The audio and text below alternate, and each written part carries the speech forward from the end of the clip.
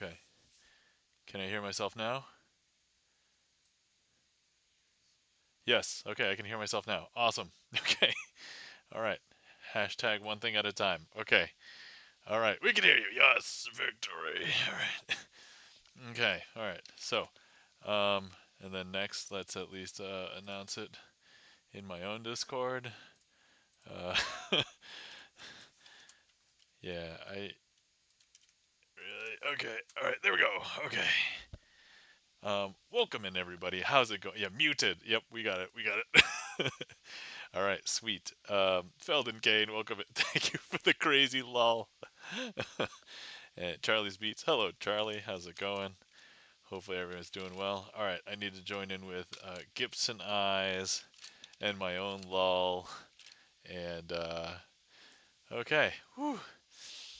Hey Nam. Hey Feldon Kane. Feldon Kane also says, "Hey Chan." Bay JMB, welcome back, Bay. How's it going? Hopefully you guys are doing well. All right, let's see. While we're here, let's give everybody shout outs before I forget. So, guys, you're not following our friend and mod, Chan the Magic Man. Please give Chan the Magic Man a follow. Chan the Magic Man, one of the other few magicians on Twitch that has a regular magic schedule. So, give Chan a follow and catch him on Mondays, where he's doing Magic Mondays. If you catch him other times, he might be playing community games, retro games. He might be playing Grand Theft Auto. He might be solving Rubik's Cubes. He might be cooking. I mean, there's all sorts of things that Chan does. Chan does all the things. Chan even writes his own music. So, yeah, there you go. Guys, if you're not following our friend and mod Gibson Lens, please give Gibson Lens a follow. Gibson Lens, pianist, composer, composed a bunch of his own originals. He has released his first album earlier this year, and if you haven't checked it out, you can listen to it for free at that link tree Ungilded. And also, Gibson Lens is a video game developer. He works for Double Fine and has recently released the game Keeper, Double Fine Studios. So definitely check that out. I have been trying to avoid spoilers because I know that people are playing it, and it's not too long a game, right? People can finish it in a couple sessions. Um, let's see, guys. You're not following our friend Feldon Kane. Please give Feldon Kane a follow. Feldon Kane, variety gamer, also software developer as well. So definitely give our friend Feldon Kane a follow. Also a fan of Magic the Gathering, if you're familiar with Feldon's Kane, which, by the way, Feldon's Kane, right there. There you go. Thank you for the shout out. No problem, Feldon Kane. My pleasure. All right. Guys, you're not following our friend Charlie's Beats. Please give Charlie's Beats a follow. Charlie's Beats, gamer, musician. He's a sometimes gamer, but musician, producer, composer. Also famous famous Twitch chatter in music Twitch. So let's see here.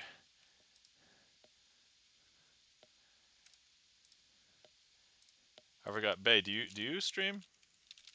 Bay JMB. Obsessed with close-up magic. Join me for live performance where I aim to entertain and fool you. And intense card magic and coin tricks. My wife is tired of being my only audience, so welcome. Share the laugh and watch the world's okayest magician. Excellent. I'm following you, Bay. I just don't know if I have caught a stream yet, but all right. Let's see. Okay. Anybody else in chat wants a shout out? Didn't get one. Okay.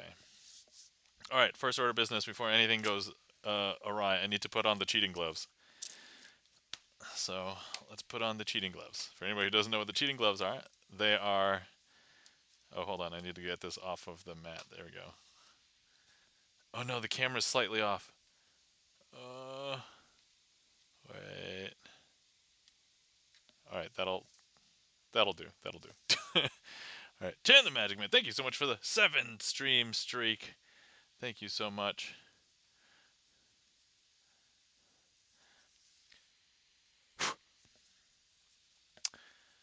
All right. Okay. So here we go.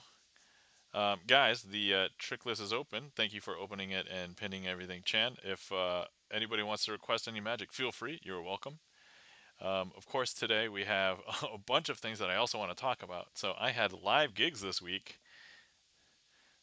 And oh, and Rubik's Cube solved, which by the way, I solved the Rubik's Cube at a party. It was a kid's birthday party, but the parents were impressed that I could solve a Rubik's Cube. So we could do that first if you guys want. Bay JMB, thank you so much for the three stream streak. Man, that's like almost a tongue twister. I'm excited to hear about the gigs. Oh, awesome, yeah. And then I actually watched 3 movies this week. I binge watched the entire Now You See Me movies. So the first two had come out in the past, and then the new one just came out this weekend, and so we can talk about that as well. All right. So first order of business. Here's a Rubik's cube. Hold on, I'm still getting the cheating gloves in, but all right. Okay. So actually, while I do this, I could probably talk about the gigs. So while I scramble, all right. So I had 2 gigs this. I saw it. It was great. Awesome, Chan. All right, cool. Yeah, yeah. So I will talk about the third one when we get there. I have to talk about the first 2 first, because I actually hadn't seen them until this week. So, all right, first gig, guys. Last week on Wednesday, I had a gig at the public library where I put on an interactive workshop, and the interactive workshop was called Card Magic: Introduction to Sleight of Hand. And so I got an honorarium, which is basically they pay like public speakers or whatever guests coming um, to present things at the library for library programs. And so I presented this, and I got a little bit of materials covered. So I brought in decks so that I could give everybody a deck of cards, and everybody signed up. So we had 25 people register. I think there was about 22 to 23 people there. I don't know the exact numbers, but like that's how many people showed up. So it was very interesting. We had a few kids, even though I targeted the program to like adults, teens, and not kids, but the kids were there with their parents, so it was fine. I just didn't want like kids to be left there by themselves, and if they didn't understand what was going on, I didn't want to like necessarily just slow it down for them because I put together this presentation. Actually, you could get the PDF right now on a post on my Patreon. So I made that publicly available, but it's basically the cliff notes for this particular interactive workshop. There were a couple of seniors in the front row, and then everybody else was somewhere in between. I actually had a couple friends that show up my age that basically showed up to learn the material, but then also they wanted to hang out afterwards because it basically went so well. They were like, "Hey, you want to just go out for drinks after?" I'm like, "Okay, sure." So, um, yeah, and I can go over what I put into the workshop in a second. So let me just start solving this thing. Okay, so here we go. Oh, so the party that I went to, there were 2 Rubik's cubes at that. Um, it was a 4-year-old birthday party, and it was a small party, but there were 2 Rubik's cubes there. Of course, I brought my cards to do magic if I wanted to, but they were more impressed at the moment because they knew I did magic, but they were like, "Oh, you know how to solve a Rubik's cube?" And I was able to explain like my process. So like the cross, matching the sides, lining up the corners, and I did it in like 2 minutes while explaining everything. And they were like, "Wow, you did all that while also telling us how to."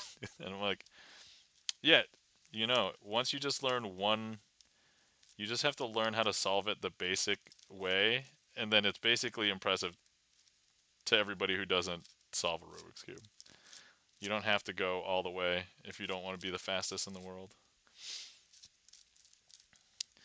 So, anyway, after the workshop, Goddess Ravenna. Hello, welcome in, Goddess Ravenna. Hi, Crazy Asian. Hi, Goddess. By the way, guys, you're not following our friend Goddess Ravenna. Please give Goddess Ravenna a follow. Goddess Ravenna is a DJ and has played a bunch of uh, originals when we rated in last time. And if you like dance, techno, house, there's a lot of yeah. Actually, Chan, I think you might like the music, so definitely give Goddess Ravenna a follow. All right, so let's see, where were we? Oh yeah, yeah. So after the interactive workshop, my friends asked if I wanted to go celebrate with some drinks, and I was like, sure. So we went to the wine bar, And it was kind of funny because we were like a bunch of guys, and when we walked in, every single table was filled with only women. There were literally no other guys in the wine bar when we arrived, and that's okay. So we got a table, we got some drinks. The waitress came over to ask us what we wanted. We put in our order, and then a guy came over and asked us, "Hey, what do you guys want for your order?" And then I asked, "Hey, are you the owner?" And he was like, "Yeah, I'm the owner." And I was like, "Can I? Do you have a minute?" So I showed him a magic trick, and then I gave him a business card, and he seemed happy with that at that point. I was like, "Okay." Where was I? Oh yeah. Hold on. Let me do this part before I mess things up here. I'm gonna have to boom, boom, boom, boom. Okay. All right. Oh no, I've messed this up. Hold on.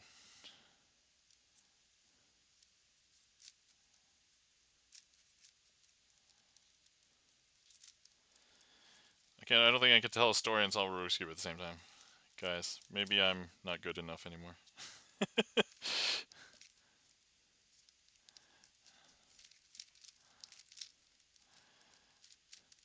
But anyway, so after that interaction, the table next to us was filled with like I don't know, maybe 10 women. I don't know why they were out like on a Wednesday night, but who am I to question why people are out on a Wednesday night? And there was another woman that came by, and she sat because I was sitting up against the wall, and there was no like barriers in between tables, and so she sat down next to me, and she was like, "Oh, I hope you don't mind." Deep down in my mind, I was like, "You just sat down on a card box that was not like protected." Bay JMB, that's awesome. Thanks, Bay. And I was like, "Well, if while you're here, would you like to pick a card?" And so I, I basically weaseled my way into a card trick. And as soon as I did that, I enraptured the attention of like half of the table. So there I was, like performing a bunch of magic tricks for like six of the women. And so I went to do open travelers, which if you guys didn't know, that's the invisible palm. So it's like the formalized version of the invisible palm. And the woman who sat next to me, she started recording, and like as part of the trick, I'm going to turn my hand over and show that, I palmed a card invisibly. But she was very rude. I mean, first of all, you guys probably should have figured out she was very rude just for sitting next to me and then like asking for forgiveness right after. But she had her camera rolling on her phone and she put it underneath my hand. And I was like, that's not very proper etiquette for watching a magic trick, okay? And so I had to deal with that. But regardless, everybody else seemed to have fun, and I gave out like 3 business cards at that table. So I was like, okay, I guess it was worth it. And then, okay, wow, lol says Jen, I know. And Bay says, it is the least you could do for crushing your tuck case. I mean, yeah, anyway, it's okay. At least, so this was one of the tuck cases that I got a bunch of decks for free. So at least it was a free deck and wasn't like a brand new one. Brand new one. So, hey, E-Room. You know what? It would have been slightly better timing if E-Room just got it in like 8 more seconds, because then I would have solved the cube. But E-Room, welcome in. How's it going? Solved. All right, there we go. Hi, E-Room. Welcome in. Guys, you're not following our friend E-Room. Thanks for the shout out to E-Room. If you're not following our friend E-Room, E-Room, the Pope of Indiana, and thank you kindly for the claps. And E-Room is a variety streamer, does in real life stuff, does community games, opens up Kinder eggs, try and collect things for his collections, and so yeah, definitely give our friend E-Room a follow. All right, cool. Okay, so back to the wine bar just for a second. If so after the wine bar started to die down, we were out pretty late, And basically everybody had gone home except for our table. It was, me and my two friends. And I said, "Oh yeah, hey guys, it's almost time to leave. There's nobody else here except for that guy." And I point to one guy sitting at the bar, and he looks back at us and he says, and he sees me shuffling like the cards or whatever, and he's like, "Hey, you gonna show me a trick?" And I'm like, "Yeah, you want to see one? Come on over." So he comes on over, and we have like 15 minutes before the place closes. And so he sits down. I show him a couple of tricks, and then a server comes over and sits down and watches some tricks as well. And I give him, well, I have to give him a digital business card because I had already given away all my. I had more, but they were in my car, not on my person. So, by the way, if you ever get business cards, just carry a ton on your person at all times. Like, you think like maybe two or three are enough in your wallet? Nah, that's not enough. So, I ended up showing them a bunch of tricks. He was like, "Dude, I always have like this summer bash. It would be great to have like a magician at one." And I'm like, "Yo, yeah, give hit me up." Like, so that was a really fun day. So it was a successful library event, and then afterwards at the wine bar, and I got to hang out and catch up with my friends. So that was awesome. Thanks for clearing the Rubik's cube, Chan. Oh, speaking of which, before I go on to I see that Charlie has requested matching the cards. But while we're on the Rubik's cube thing, remember the super sale that I mentioned last week? I did get a bunch of Rubik's cubes thing, but I wasn't ready to show them last week. So I sorted through everything, cleaned up everything, and now I want to show you guys a bunch of Rubik's cubes thing. So first things first, I got this thing called Rubik's Match Challenge. This came in a bigger box with some instructions. Hold on, let me see. Right here, Rubik's Match Challenge. And so this thing has like these cards that look like this. I still don't even know how to play it exactly, but I think you're basically supposed to try and match like these patterns using these cards. And so I don't really think it's much of a Rubik's cube thing. It's just kind of like you could have different permutations of this being in different shapes or whatever, and it basically you could have this is like tangrams, right? It's tangrams with Rubik's cube. Match this shape with whatever cards you can get. So that's this thing. Now I was wondering the feasibility of doing magic with these, and it's like it's super weird because these are hex-shaped cards. Okay, these are six-sided cards, and I'm like, oh, I don't even know how that would go. And I don't know if there's any duplicates, which would kind of make it difficult for some card tricks. But these exist. Next up, we have Rubik's Battle cards.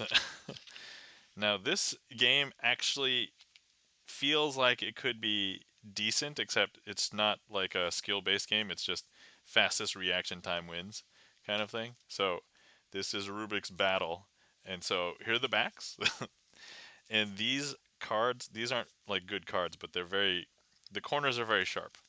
On the front side, you have these 9 things. There's a couple of rules. It's basically everybody gets a tile, flips it over, and then the first person to name either a color that you have that nobody else has, or a color that you don't have that everybody else has, or something like that. There's like a bunch of rules that you can call out, and some of the cards, as you can see, this one is discolored or poorly printed. I can't tell. It's not like a stain or anything. This is like a printing error. Um, and so, yeah, some of these look pretty bad. So I'm like, okay. Not striking confidence in me for whoever the publisher is. And then probably the coolest Rubik's Cube thing that I got is this thing. It is Rubik's, um, what is this called? Rubik's Cage. So it's the object of the game. It's an abstract. It's a two-player abstract game, which if you guys had seen like some of my board games on my YouTube channel, I like abstract games. The object is like try to get, I think, is it 3 in a row? Yeah, who lines 3 of his or her cubes in a row on one face wins. And after your turn, so the cubes come out like this, but then also you can rotate these. You can only rotate the three layers, and that's it. So it doesn't like turn this way or anything. Which it would be cool to see how they physically do that, but that's not how this works, unfortunately. But otherwise, yeah. So all these come out, and then you take turns putting them in, trying to get 3 of your color in a row. All right, cool. And that is all the Rubik's Cube stuff that I wanted to show last week, but then I forgot and I couldn't because I wasn't ready. But anyway, hopefully you guys looked at. I know that I know Chan probably is interested in all that because Chan solves all the Rubik's cubes. So, all right. Next up, we have a trick called matching the cards. Let me first get ready for the trick, and we will go from there. Then I can tell you guys about my next gig after that.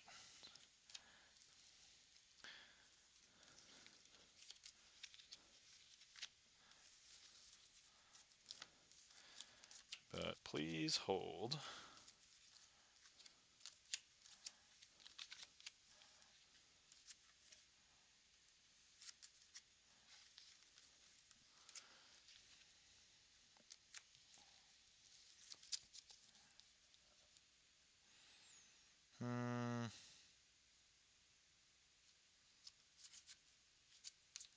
Okay.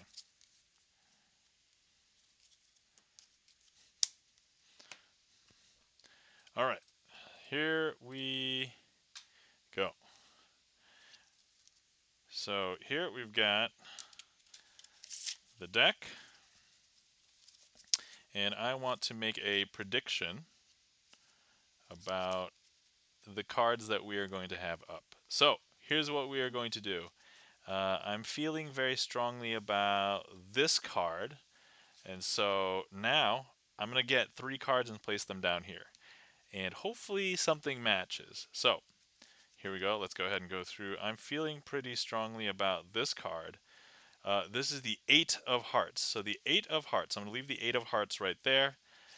And then what we will do is, so this could be an 8, this could be a heart, but let's go ahead and find another card, the 8 of Clubs. So I'm going to place the 8 of Clubs right here. And then let's go ahead and just cut until we find 8 of Diamonds. So if this is the 8 of Hearts, 8 of Clubs, and 8 of Diamonds, what would this be to be the most impressive card? I think a lot of people would probably say the 8 of Spades, right? And so that's, but I might have misheard you. Sometimes I hear the 8 of Spades as the Ace of Spades, and actually, I don't know if you guys know, I like to use the card of the person who requested the trick. And of course, Charlie's Beats requested the trick. And as you guys may or may not know, Charlie's Beats has signed the Ace of Spades. But unfortunately, these aren't going to match because this is the 8 of Hearts, the 8 of Clubs, and the 8 of Diamonds. Unless we use some magic and turn them not from the 8 of Hearts, but into the Ace of Hearts, the Ace of Clubs, and the Ace of Diamonds. And that, my friends, is matching the cards.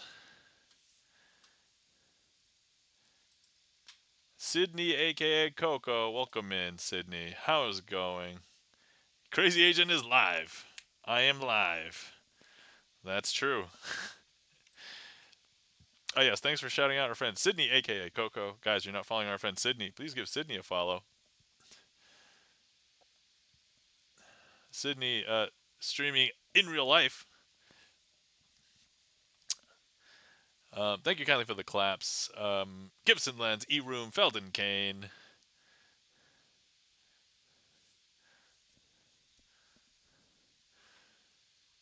All right. So let's see here, guys.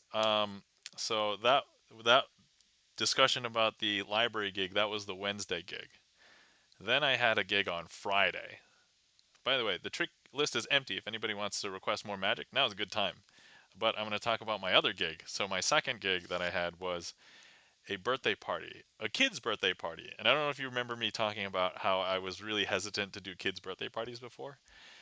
I'm probably still hesitant to do young kids' parties, but this party was for like kids between the ages of like 9 and 11. And also, I knew the parents. They, you know, uh, dad was a former coworker of mine way back many companies ago. And so I was like, okay, you know what? If there's ever a time for me to give this a try, this is the time.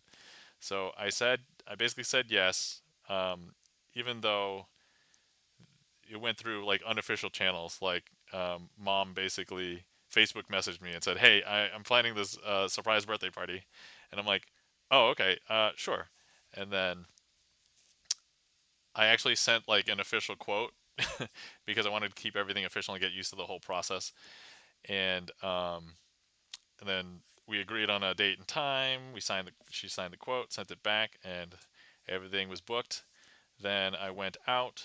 I I don't normally drive in rush hour traffic, but I ended up being a little late, which is okay because the surprise party portion I didn't realize hadn't happened yet, but they were planning on having it happen before I arrived, or at least before I was planning on arriving, I guess.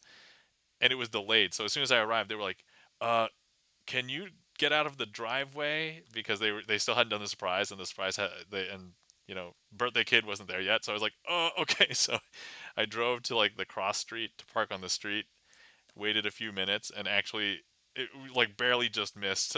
I was like, okay. Actually, funny story. I parked there.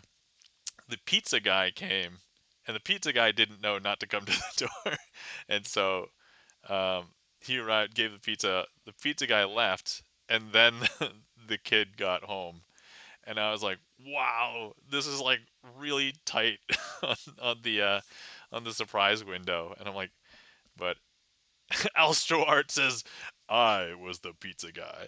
Says Alstro Art. Welcome in, Alstro Art. How's it going? Good to see you. I'm talking about my second gig this past week. And Gibson Lance, thank you so much for the 3 stream streak with the handfish. But so party started. I After that I could then park in the driveway. So I backed up my car, went to the driveway, went in, set up shop in the corner of like the dining room. And Alstruart, thank you so much for the fish. There we go. Handfish, that's right. I forgot I called it handfish, but I mean it makes sense, right? And I'm like, okay, man, there's just a lot of little kids. I expected like a few more adults, and you know what? I'm like, I'm just gonna take it as it comes. And I announced, hey, if anybody, Keo Demon, thank you so much for the resub for 2 months. Thank you so much. Um, Let me see here. Q Demon has signed a card. I'm trying to find it right now. Q Demon has signed the 9 of spades. Thank you so much for your continued support, Q Demon. And also, guys, if you're not following our friend Keo Demon, please give Keo Demon a follow. Keo Demon is a variety gamer, plays a bunch of different games. I normally see him playing Hades, so definitely check him out. Chill guy. Actually, yeah. Keep up the good work. Thanks, Q Demon. Greatly appreciate it.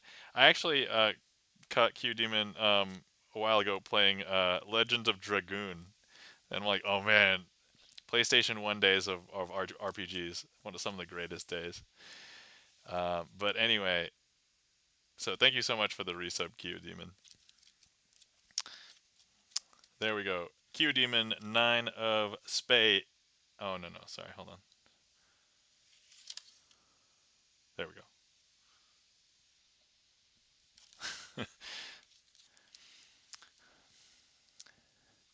Okay, so it looks like we're taking pre-roll ads are disabled for 45 minutes. Okay, we're taking a quick ad break. All right, so we're seeing an ad break, but let me continue talking about my gig. In so I set up shop in the corner of the dining room, and then I made the announcement, "Hey guys, if anybody wants to see some magic, come on over."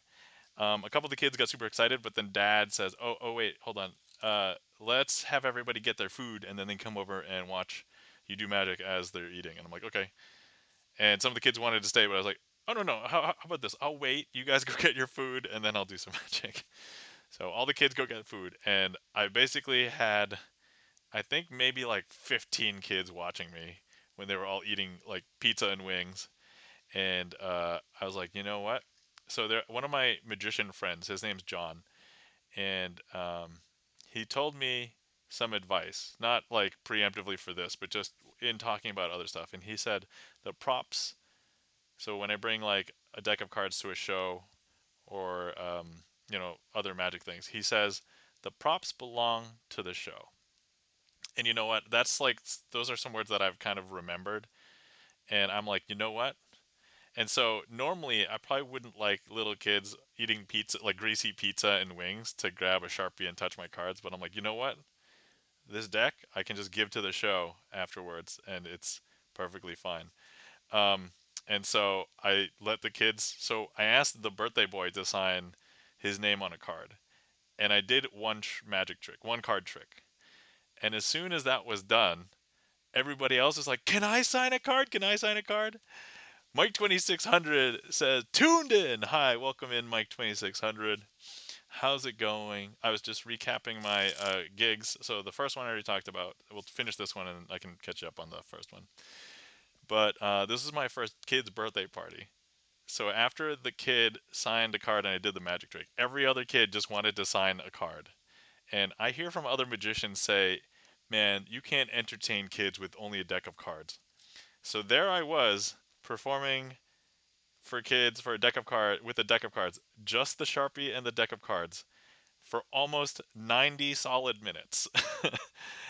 And I was like, "Oh my god, I cannot believe." And it was not even like a walk around. It was like I just sat there and just did card tricks with kids signing cards. I Some of the kids even knew some magic tricks or wanted to show me a card trick.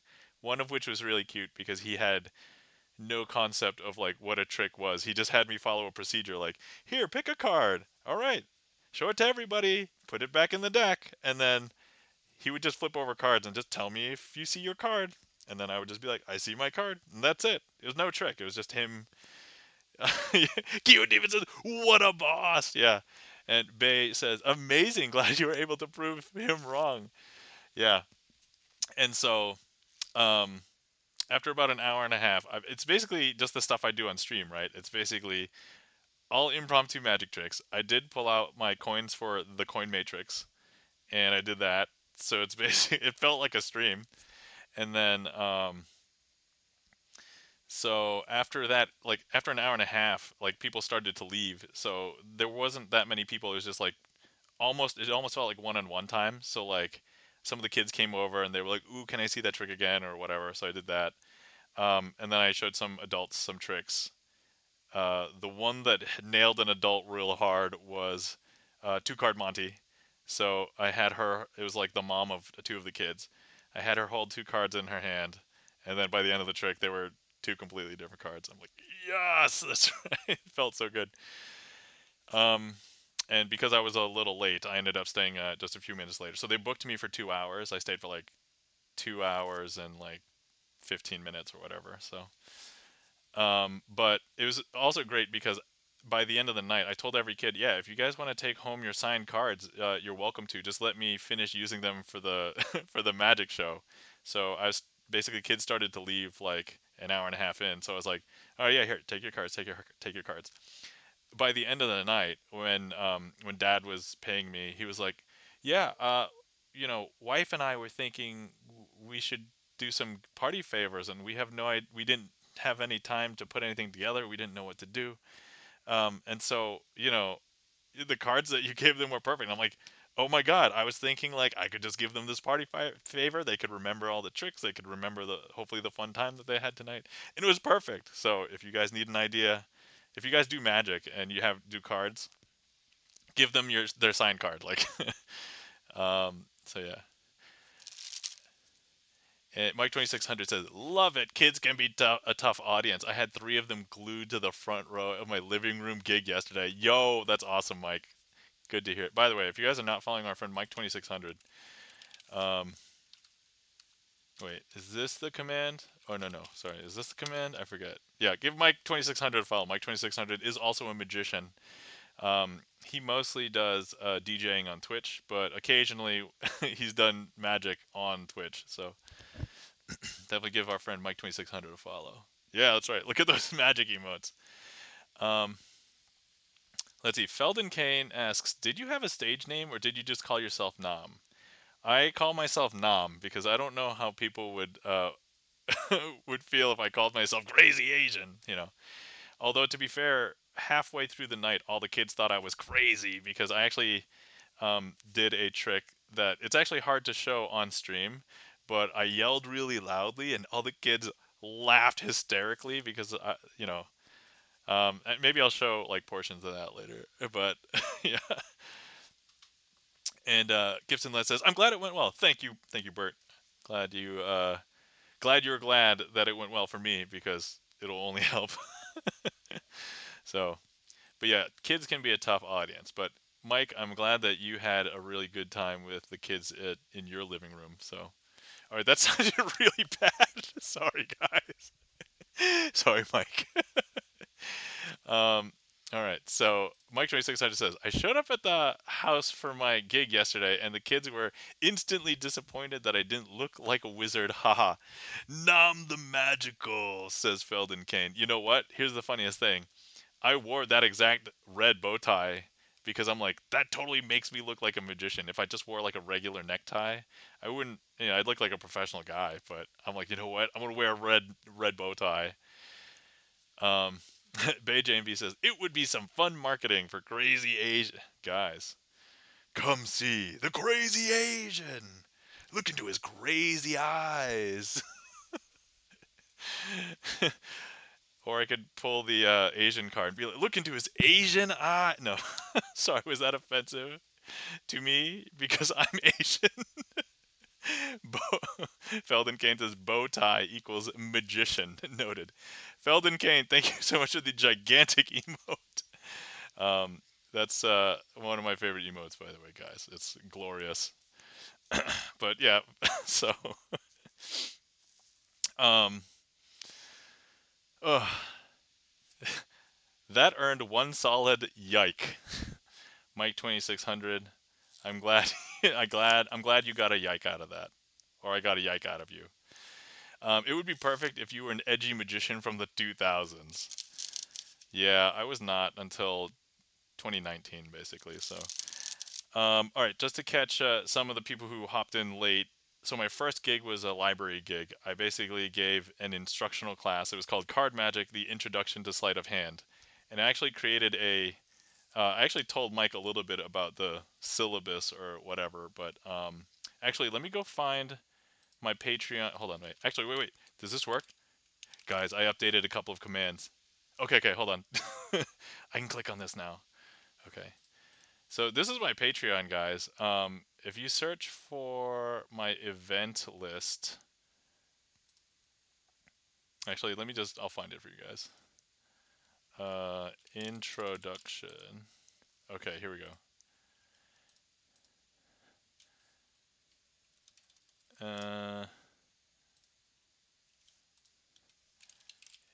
Actually, I'm not sure which is the proper link for introduction. Okay, here we go. How do I share this? View post. Okay, I want to give you guys this link. Okay, so this is the link that goes to my post for that Wednesday event. And in this post, so you don't have to be, so I have a free tier on my Patreon, and you can basically see all the posts. But in this post, I have a link to my PDF, which,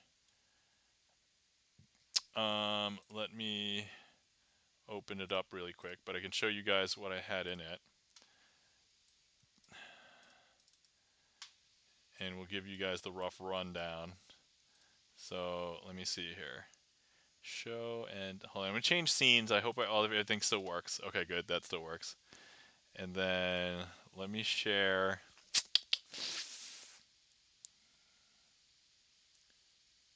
Um,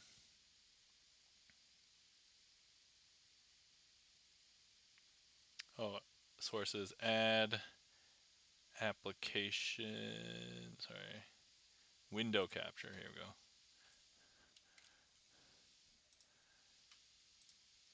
I want to show you guys this one. Okay. Okay, so hold on, let me resize this so you guys can like see it better, maybe.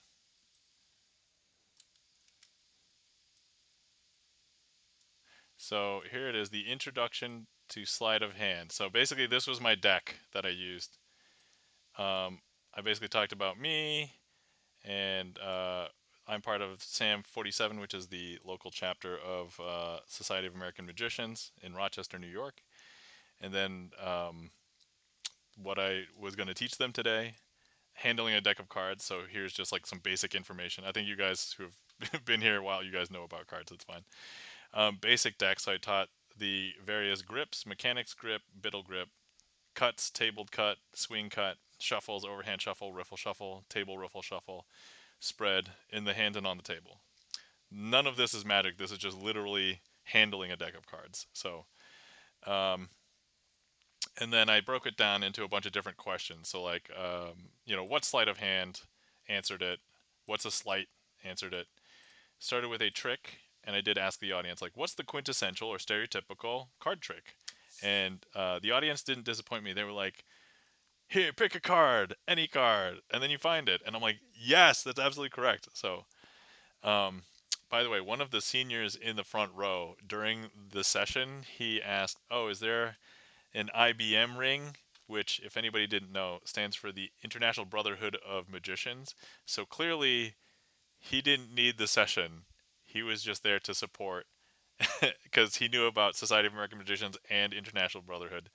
But I was happy to see him there. I didn't know who he was, but and somebody from the club from the Society of American Magicians, my local chapter, he came as well. Somebody else.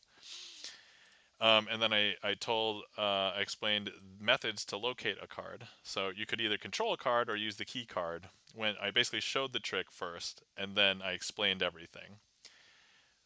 What color was his bow tie? Asked Felden Kane. he was uh, he was in disguise. There was no bow tie on, or if it was hiding underneath his other clothing, his sheep's clothing. So for controlling a card, I explained about holding the position of a card, out jog, in jog, pinky break. I'm not exactly going to go through it right now, but if you guys want to look it up, that's fine, or we can talk about it another time. Controlling a card, I told them about double undercut, the overhand shuffle control, the riffle shuffle, or tabled riffle shuffle control. Key card, I explained about what the key card is, how to get a peek, how to get that peek. And then how to reveal a card. You could reveal the card in a fast way, if your time pressure, or a slow way, which I enjoy better if you have the time. uh, Feldenkane, you're a riot. And then each section I had some lessons. So for the first lesson is every trick that you see, chances are there's more than one way to perform the trick. And that's very true for this first one. The second trick was a visual change. It was a color change. What's a color change? Making a card change from one card to another. And then I taught the twirl change. You can read this here. I'm not going to go through it right now, but I might actually do a recording of me going through this entire lesson again, and I might just make that available on my YouTube channel down the road. So, but here's the second lesson. If you can pick up two cards and hide them as one card, that will be very powerful. And lesson 3, a larger motion hides a smaller motion. I think you guys have heard me talk about that on this channel before. And then I did a demonstration, which is, so I didn't technically teach this. I kind of explained how it worked, but uh, I'm not intending on teaching like the demonstration pieces, but Shapeshifter is just a different version of this color change. And then I did a demonstration where I did this color change, but a lot of people who just learned it just assume that I have to change it from one card to the other and back, but I changed to show 4 different card faces. So and then the ambitious card. So the ambitious card routine is a routine where you have a card jump from the middle back up to the top a lot of times. I only explained one version of this, like one phase. And this was actually where Mike 2600, if you're still in chat, he and I discussed a little bit, and it's like, oh, double lift is a little bit advanced, and I'm like, you know what? It's okay. I can tell people about it, and if they want to take it and run later, that's fine. But yeah, I didn't want to start at the beginning with it because I have to explain a couple other things first. But I think lay people know the existence of the double lift, which is like conceptually picking up two cards as one. And it was a perfect segue too because you had to pick up two cards as one from this previous trick. So I structured it so that it would just naturally lead into this one. Um, and then after that, the lesson here is be mindful about your viewing angles. So this is the first trick out of the lesson where viewing angles mattered because if you show them the wrong thing at the wrong time, it's like a huge deal. Like, oh no, you ruined the magic. Or if they're paying attention, hey, I saw what you did there, right? And then lesson 5 is the more natural that you can make a sleight, the better it will look. So I told a bunch of tips and lessons related to this, but if you do something suspicious, but it just looks exactly the same as you would do the real thing, then nobody will know the wiser. What's a routine? So a lot of the card tricks that you see me do on this channel, like everything in my trick list, that's most of them are routines. Very few of them are just like tricks. And so, and it's basically like the story that I tell around the trick, the words that I say, the the influence that I'm influencing your imagination, that kind of thing. And then I did the demonstration of my full ambitious card routine. So that's the one that I normally do for this channel. And then lesson 6, the ambitious card routine is a great trick for new magicians because you can do it a lot of different ways. You can tailor it to however long and short that you want. So if you're a new magician and you just want to do it like 2 or 3 times, so you make the card jump from the middle back up to the top 2 or 3 times, that's perfect. You don't have to make it longer if you're not comfortable. But if you're an experienced magician and you know like 18 ways to get it from the middle back up to the top, you can make it that long too. There was one, I saw like one ambitious card routine on YouTube where the guy was doing it and he made it jump up to the top like over 20 times. It was like an 8-minute routine. And I'm like, how, why? Why do you need to make it go that long? Astro Art says real magicians do an 18 phase ambitious card routine, says Astro Art. That's exactly what we're talking about. Bay says the double lift is something that you can tell an audience about, and then they continue to fool them with it over and over again. The thing is, they don't realize how many different double lifts there are. Like a double lift can look so different, many different ways, and if you were proficient at all of them, then yeah, you can fool them over and over again. And then the fourth trick, and by the way, I had an hour for this, and I fit basically everything into an hour. So the inverted card trick. This was the fourth trick, and this is like a trick that I learned like back in elementary school. And actually, as soon as I did this, actually, oh, I do want to mention something. For the second trick, there was an astute young girl in the front row, and she looked maybe like 12 years old. She basically figured out this color change, how to do it just by watching it like once, maybe twice, and there were adults that were still fooled. And not only that, there was the girl sitting next to her. I think it was like her sister or her friend or something. Um, maybe also 10 years old, 11 years old. She actually noticed a discrepancy like during the performance of the trick, and I'm like, you are brilliant. And like later I was talking with my friends and he was like, yeah, you know that girl that said something about the discrepancy? I'm like, oh yeah, I was really impressed by that. And he was like, yeah, I didn't realize that at all. I'm like, I know, right? Like, so I was really impressed with some of the younger kids that were hanging out and watching the lesson. But Alstar Art says, I only know one double lift. Feels bad, man. Hey, if it works for you, that's fine. If you want to know two or three, I have a double lift tutorial available on my YouTube and Patreon, although I haven't made that one public yet. So I'll if I make that one public, and maybe I will make that one public next, I'll put it up on my in my Discord. So I usually only put stuff up for public on my YouTube for 2 weeks if it's like a tutorial or a reveal, and then I'll take it down. It'll be available to channel members or like people who support me on Patreon, but. So anyway, there's the Discord if anybody wants to follow along. let's see. Especially if the double lift is in the middle of the trick. Oh, I see. Yeah. So Bay is saying something. Yeah, the double lift is something that you can tell. Oh, yeah, yeah, sorry. Especially if the double lift is in the middle of the trick. So if you are doing a double lift, oftentimes doing it at the beginning of a trick is super easy because you can kind of do it before the trick starts. If you need to do a double lift during the middle of a trick, that's a lot trickier because if you're not used to obtaining the double lift reliably, that can be the tricky part. So, yeah. um, let's see. Oh, yeah. So, as part of this, I explained what a routine was for the ambitious card routine, and then I showed them the routine. And then this segues into the next trick, the fourth trick, the inverted card trick. And this is effectively a routine, even though it's like an easy routine. So this is the one where a card turns over in the middle, like in the deck, and it's their selection. Um, and so uh, I just showed them the easy one phase version, but I had actually had a more complicated version, which I then oh man, so many things this weekend or this past week. So that was good, and they were like, oh, like some of the adults were like, oh, and I'm like, mm-hmm, that's right. Yeah, see, like I think it's kind of obvious now, but like I've been used to doing things with cards and thinking through puzzles and stuff, and some of them haven't, right? So it's just kind of like news to them. But Bay JB says the Triumph effect. Your Triumph is slightly different. This one does not shuffle the cards. But yeah, Triumph is good. So, so their lesson number 7 is misdirection is very strong, and the lesson number 8 is thinking about how a trick ends, because the way that I taught them this trick, they don't clean up from the dirty state, but I showed them that I was able to clean up from the dirty state. And nobody suspected a thing.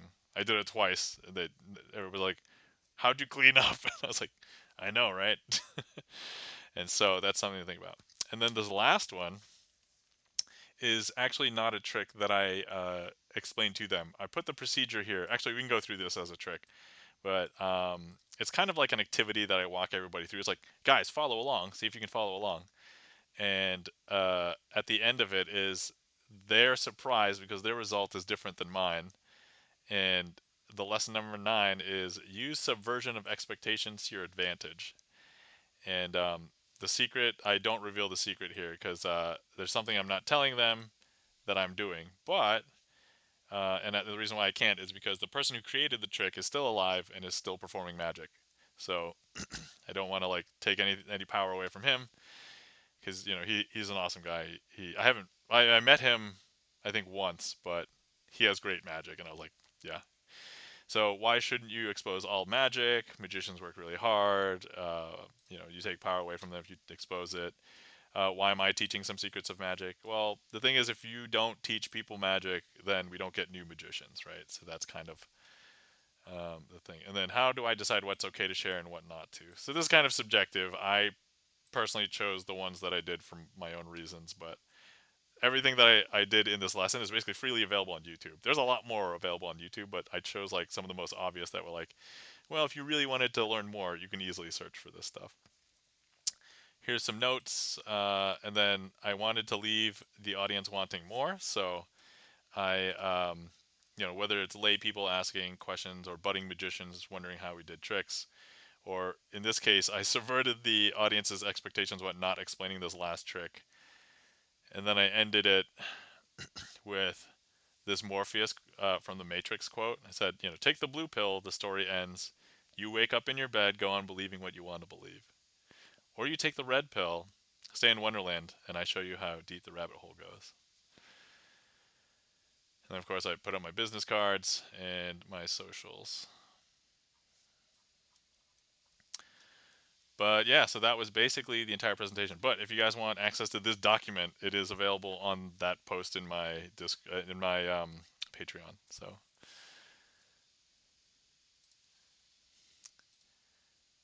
okay, and I see that we do have a request now.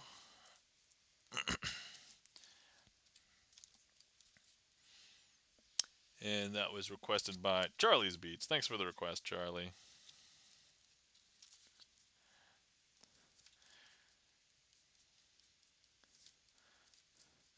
Yeah, I know.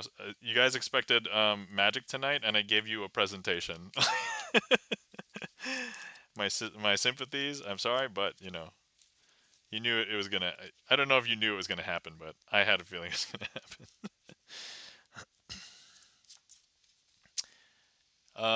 You forgot rule number one. You gotta have fun. Yeah. Beth kinda sorta says no. By the way, welcome in, Beth kinda sorta. How's it going? All right. So we have the four kings. Now, what I want to do with the King of Hearts, King of Spades, King of Diamonds, King of Clubs. Um, it's never talk about Magic Club. Come on. Oh yeah. Rule number one: never talk about Magic Club. Rule number two: never talk about Magic Club. All right. So here's what we're gonna do. Oh wait, hold on. This is and this is invisible hands, which is slightly different. So I'm not going to put them on the table. All right, so here's what we're going to do.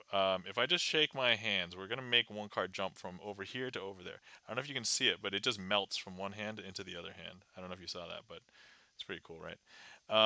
So rule number two, never talk about Magic Club. All right, so here's what we're going to do. I'm going to do that again. We're going to break a rule of magic, and I'm going to show you once again. So look, all I have to do is shake. You'll see one card melt on one side, and then you'll actually see it appear on the other side. I don't know if you guys saw that, but yeah, so there we go. Okay, so here's the thing with these. I just want this particular king right here. I don't know if now here's the thing. Charlie's Beats actually requested this trick, and normally I like to use the cards that the person who requested as part of the trick, and hopefully by now you guys know it's the ace of spades. But so that means instead of the kings, I probably should have used the aces. And there you go. And that, my friends, is my version of invisible hands.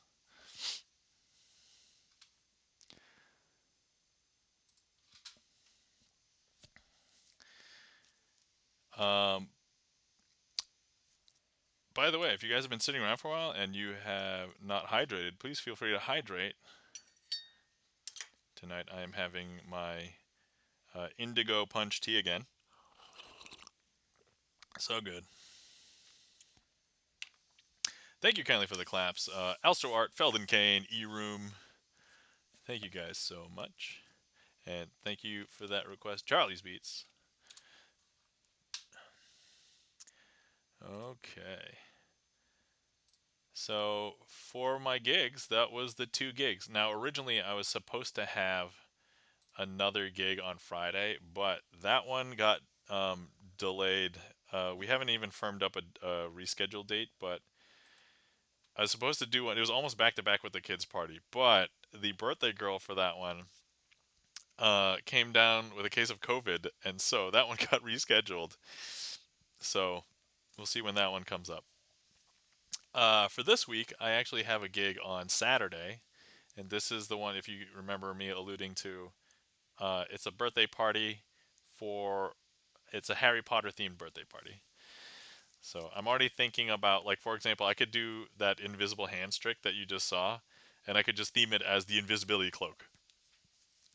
And then I can do like oil and water, but just theme it as the sorting hat sorts the people of the different houses. And so I have a bunch of ideas already. Thank you kindly for the claps, Charlie's Beats. All right, queue is empty if anybody would like to request anything. So, as I alluded to earlier, um, I binged watched 3 movies this past week, and the first one is Now You See Me. So this, I have a real DVD of this, so I actually own this. I have owned it for years, and I literally have not watched it until this past week, and so all right. So uh, premise of this movie: it basically has 4 magicians that are doing their own solo disparate things, played by Jesse Eisenberg, Woody Harrelson, Isla Fisher, and Dave Franco. And there's an FBI agent played by Mark Ruffalo, and a couple of other people, Michael Caine, Morgan Freeman. They have supporting roles in the first movie. And the four magicians are brought together by tarot cards, and they are shown a magic trick performance, and they're like, "Whoa, we should do this." So there's a jump cut at the beginning where the four of them, being disparate magicians, are brought together and shown this. We don't see what it is. We just see like the plans for it, and it's like, what? And them reacting to the trick, and I'm like, okay, where's this going? Jump cut 1 year later, they're then doing the first performance, and Alstro Art says, real fans own it on VHS. I mean, when did this come out? Like 2000 and something? Like VHS was pretty much dead or dying already. This came out in 2013. So, yeah. Beige is 2013. There you go. Eroom says, now you see me. Let me guess. John Cena is not in this movie. Eroom, you're correct. John Cena is not in the movie. Yep. And then 26. Yeah, I'm going to talk about the second one after. Um, and so basically, these four magicians become known as the Four Horsemen. They do three tricks, each trick in a different location in the world, with a huge impact because each trick also has some social commentary. And I don't want to spoil any of the social commentary. Also, all three movies are blended together because I saw them in such a very short time frame, so I didn't want to accidentally. But our FBI agent, played by Mark Ruffalo, is attempting to catch them basically at every trick, and they're one step ahead. And then the huge twist at the end, I'm not going to reveal, but is like, no, like if you've ever seen the movie like The Usual Suspects or something, it's like it feels a lot like that. And I'm just like, no. I talked to some of the other magicians. A couple of them hate the movie because they're like, no. I will admit that I think the way that they reveal the tricks at the end, like that they did during the movie as part of the plot, is kind of like how magicians talk to each other. But it's just like way unrealistic and over the top, and like this is not how you describe magic tricks. This is how you describe like the heist of this. This is how you describe stealing things from the Louvre. Like this, this is that level of ridiculosity. And except apparently the theft at the Louvre was not that ridiculous. Like, um, so anyway, Alstro says one ahead. Yep, that's right. Hold on, let me see if I can do that eyebrow thing. There we go. uh, wait. Oh yeah. So I like the first movie as like an action heist movie. It has kind of very little to do with magic, except for the fact that it uses a bunch of like stereotypical magic things, and surprisingly enough, doesn't really do that much like for magicians. Like, it's really just like an action movie that just references and like a bunch of magic things that happen in there is like the super unrealistic, crazy way. I will confess that the initial trick that Isla Fisher does as part of her character, I'm like, no. And then I'm like, oh yeah. So like the style of magic is very like grotesque, kind of like morbid surprise. Is probably the best way to describe it. Okay, second movie. Without exactly spoiling anything, everything, they go to Macau. The horsemen, and I will say that now there's five horsemen, and and some things are revealed to like the public. Um, the female magician has rotated to be a different female magician, which they didn't have a an explanation for it in the second movie. But watching the third movie, there is an explanation, and I'm like, that's like the most mediocre but probably true, like would be the true story explanation. So second movie is way more over the top, also super involved, also an action movie. Very like very little to do with magic.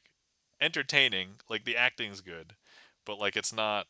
I wouldn't say it's like we've seen a bunch of other movies that do a similar thing. Like they're better heist movies, right? And so I mean, I was already in too deep at this point because I was catching up to watch the movie so that I could see the third one. I was under the assumption that I had to see the first two, and technically, I would say to appreciate everything in the third one, you do. But okay, and I'll just jump right to the. By the way, the structure of the movie is the same. Like there will be a twist at the end that like, ooh, you're not seeing. But I think by the time you get to the third movie, it's like, okay, okay, there's gonna be some crazy twist, and that's just how it is. And then the third movie, I went to the movie theater. So went to see this with three of my magician friends. I'll just call them up by first name. So hung out with my magician friends, Mike, Joel, and John. And um, Mike had to get the magic popcorn box, which is like an existing like trick, but he was like, I wanted the really nice popcorn box. So it's like you open up the popcorn box this way and you see through it and it looks like there's nothing in there. You close it up and then popcorn is there. And it's like, yeah, tag yourself. I'm Joel. Elstro Art. Your name is also Joel,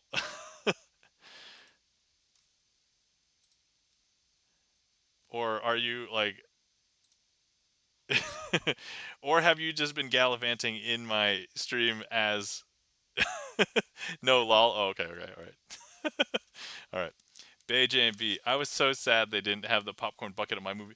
Bay, I'm so sorry they didn't have it. Look, they had extras over here. Like I think you could still get them where I'm at. But Bay, let me know if you need me to acquire you one. I'm sure we can find a way. Um, so we went to the movie theater.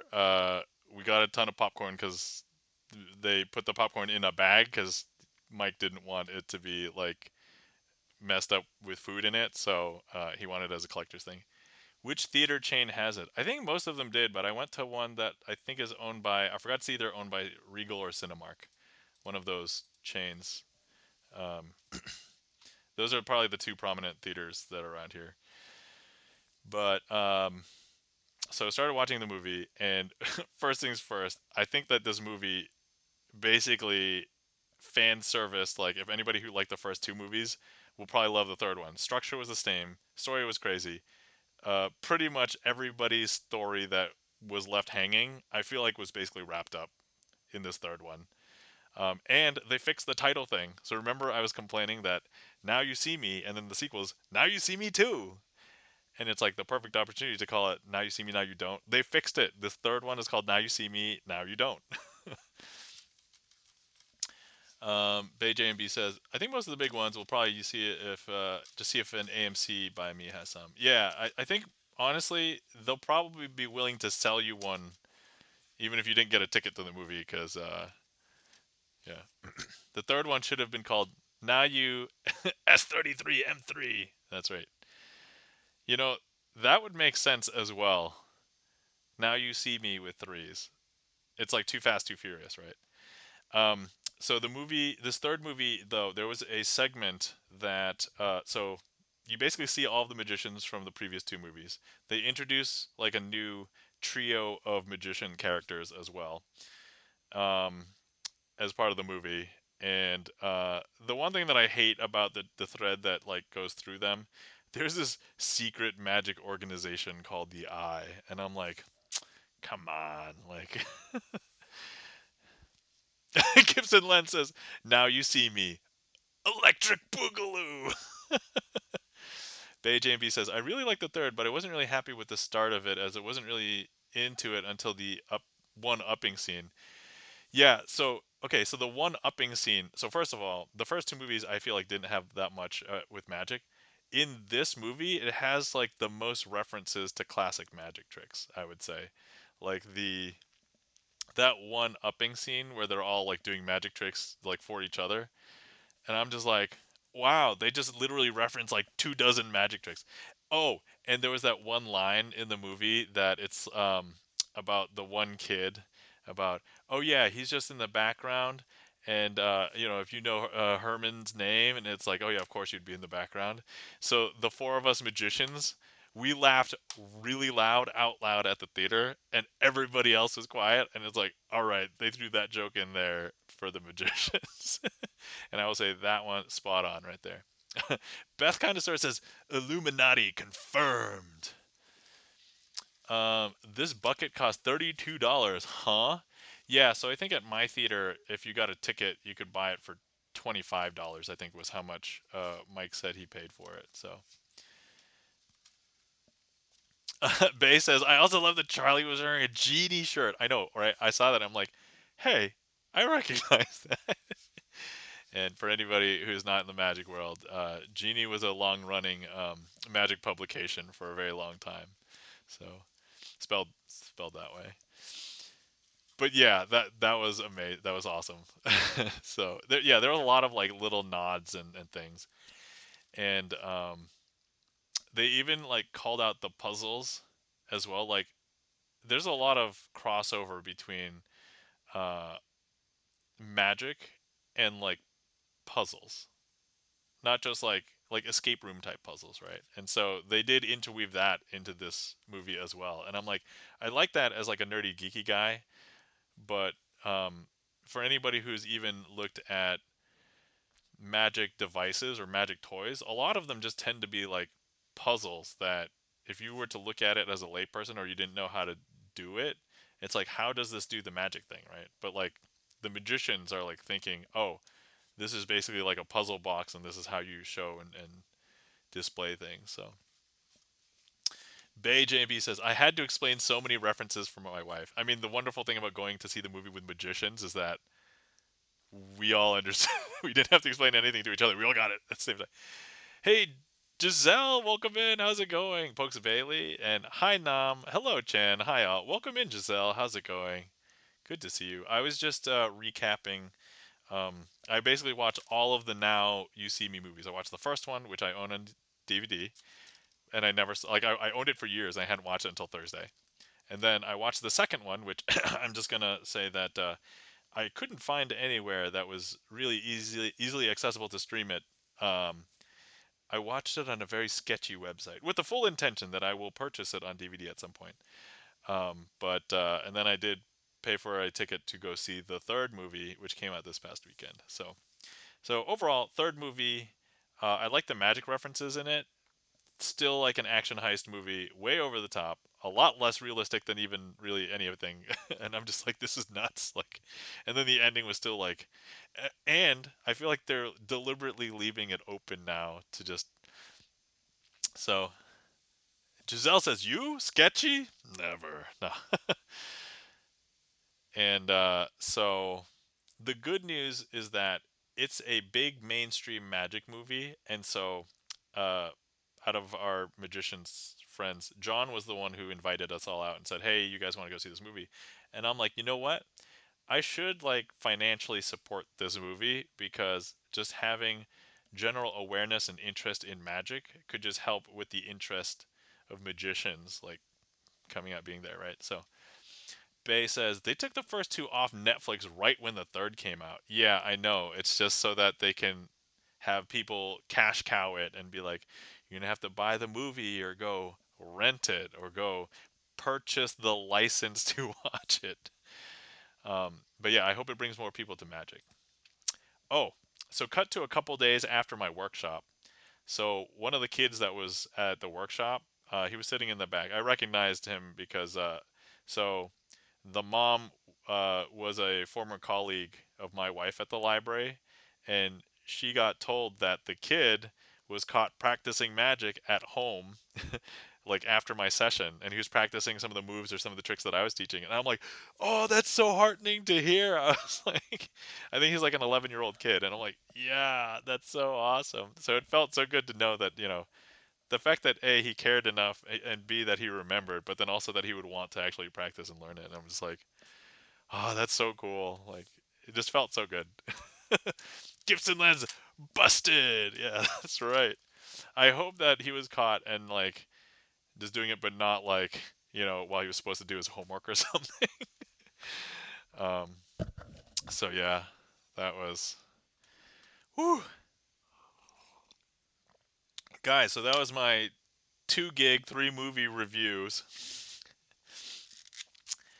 And let's see.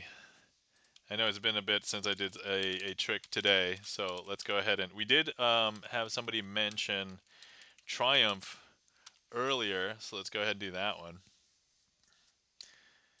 And you know what? Gibson lens, you are going to be the Triumph. So here we are. I'm just going to go ahead and shuffle. So this is the selection. Ace of Hearts. No other Ace of Hearts like this because there's no other Ace of Hearts here, and certainly none signed with Gibson Lens's name. So I'm going to go ahead and stick that into the middle of the deck. And here's what we're going to do with this. This is the rough part of the trick because we are going to have cards shuffled face up into face down cards. I know this is going to be super. By the way, if you have OCD, look away now because you will not enjoy this at all. And so I'm going to go ahead and push these together like so. And so some of these cards are face up, some of these cards are face down, and everything is a jumbled mess. And so here, we'll show you. Some of them have a back to a front. Some of them have a front to a back, and some of them have a back to a back. So yeah, that's, but we're going to go ahead and fix this. Here we go.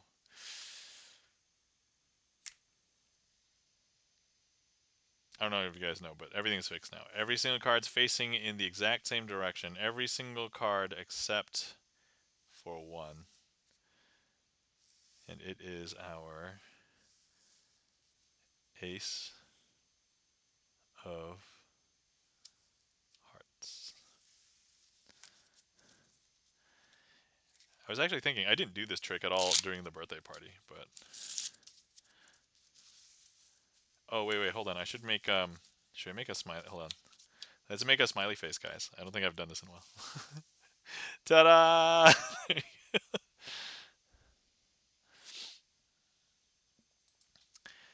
Thank you kindly for the claps. Alstro Art, Felden Kane, Bay, JMB. Thank you kindly for the emote. Gibson Lens. Alstro Art says, I'm working on a 26 card Triumph. Oh, okay. Shuffling 13 cards should be easier? I mean, to shuffle. Oh, I guess it'd be a little bit more sus depending. Hold on. Is it like is there a specific variation, or is it just like Diverna's version but different? With just 26 cards.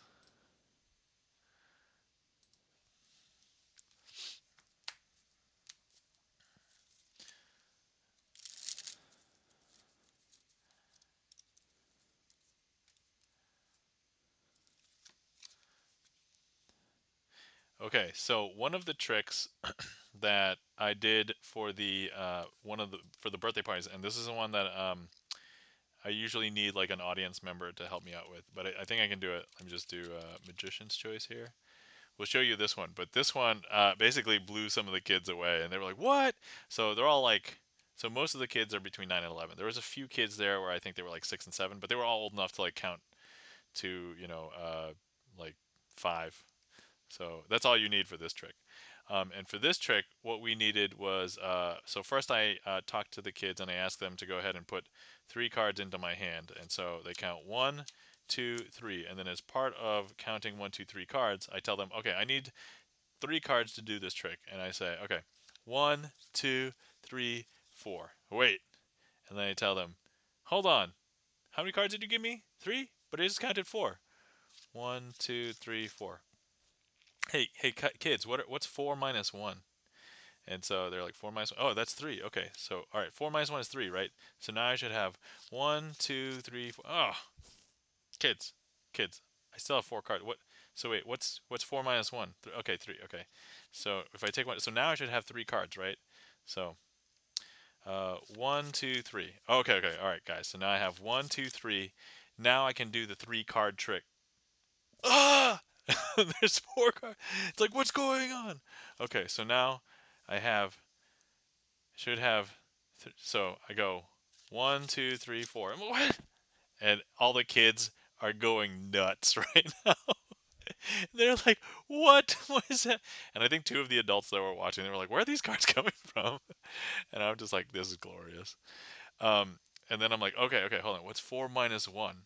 And then I take one away. And then uh, I'm like, okay, 1. Wait, where'd all the cards come from? And then I hand the cards back to the kid again. And I say, okay, here, kid, go ahead and count three cards, and we'll do this one more time. 1, 2, 3. I'm gonna tell them, okay, are you sure you're really good at counting cards? Because why'd you give me so many cards? So there we go. And that's basically the trick. Just assume that people are freaking out in between every phase. It was fun. It was super fun. I think that one was one of my favorite ones to do. There's another one called Cards Across, but I really need an audience member to count the cards for that one. So yeah, that one is called the 3 card trick.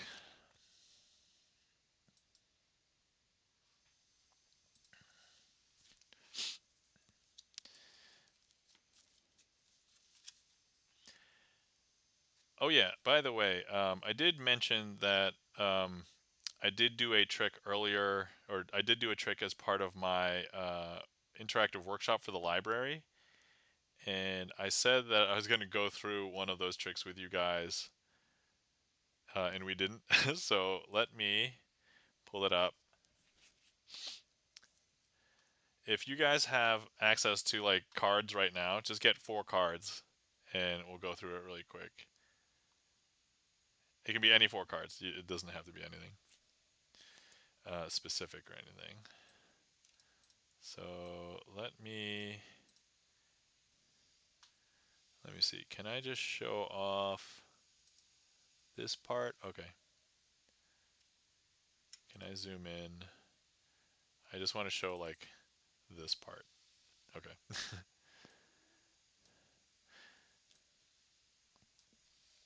Okay. So if you have 4 cards, oh man, this is gonna be tough to also show. I'm gonna do it up here in the screen. Okay. So what you're supposed to do if you're out there in the audience, follow these instructions. Actually, I don't know if this is gonna work. Can I add another video capture device? This. Where is this? Oh, I need to turn it on. Okay.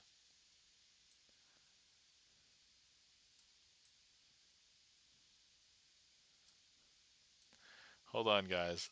I don't normally change scenes like during a. Okay, I hope this doesn't mess with my other.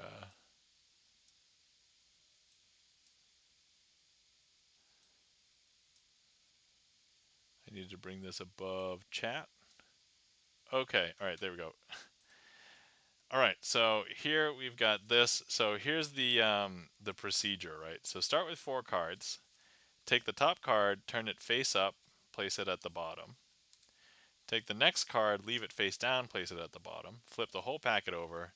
Take the top card, flip it face down, leave it on the top. Take the bottom card and flip it face down, leave it on the bottom. And then all 4 cards should now be facing in the same direction. Now, I asked around in the entire room after I did this, and everybody was like, no, that's not what I got. So if you actually perform this, if you go through this procedure yourself, I think you're going to end up in a situation that looks like this. And that's basically part of the lesson, right? Like the subversion of expectation. You expect that if you follow the instructions, you'll be able to do exactly what the magician's doing, but that's not the case. So, so here, start with 4 cards face down. Take the top card, turn it face up, and then place it at the bottom. Take the next card, leave it face down, place it at the bottom. Flip the whole packet over, take the top card, flip it face down, leave it on the top. Take the bottom card, flip it face down, leave it on the bottom, and then all 4 cards should be facing in the same direction. Well, actually, if you just shake it, then you should be able to have every card face up except for one. And so, yeah, basically, as part of this trick, I'm doing some additional things to fool the audience, and this is the basic procedure that you tell people that you're doing, whether that's actually what you're doing or not. So, all right, there. Man, technical issues again. It's probably because I changed the. So now if I deactivate, reactivate, hopefully this doesn't mess up again. Okay, there we go. All right. Okay. So I think we'll give myself credit for that one as a magician's choice.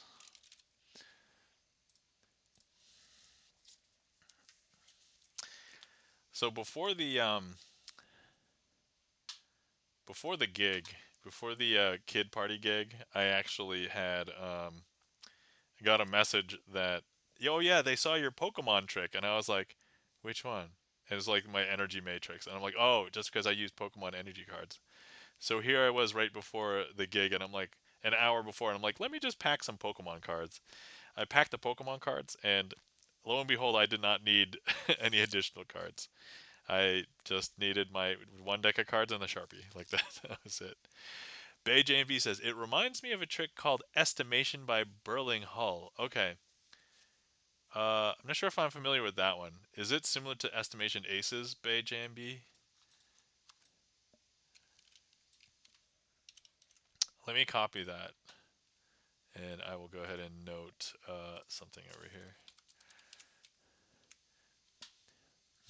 Goddess Ravenna, hi, hi. How's it going? Oh, thank you for this heat map. Delicious. Okay. Ha! All right. Goddess Ravenna, have you seen me perform any magic before today, or no? That is cool. Let's show you the trick that I would normally show new people if I run into them in real life. So, all right. Uh, are you on desktop, Goddess Ravenna? You can go ahead and click directly on the screen, and we will select a card. Is this you? Did you click that?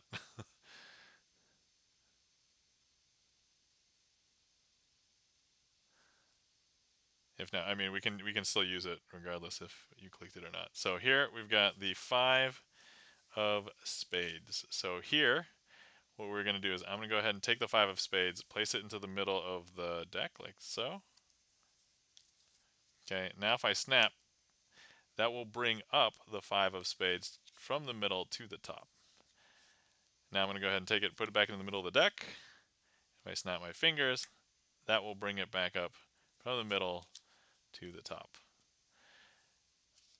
Now if I take it and put it back in the middle, but before I snap, I'll show you that that's not the card that's on the top. So we've got some other card on the top. But if I snap, that will bring the 5 of spades back up to the top. Some people think that magicians will hide a card. And to that I would say, you know what, you're probably right, because that's how magicians would operate. But I'm going to leave this sticking out. We'll know it's the same card because it's uniquely signed by our friend Rip Artist. I'm going to take it and put it into the middle of this packet. I'm going to take this whole packet, put it into the middle of this packet. And importantly, some people think I hide it on the top. That's not the case. That's some other card. Some people think I hide it on the bottom. That's not the case either.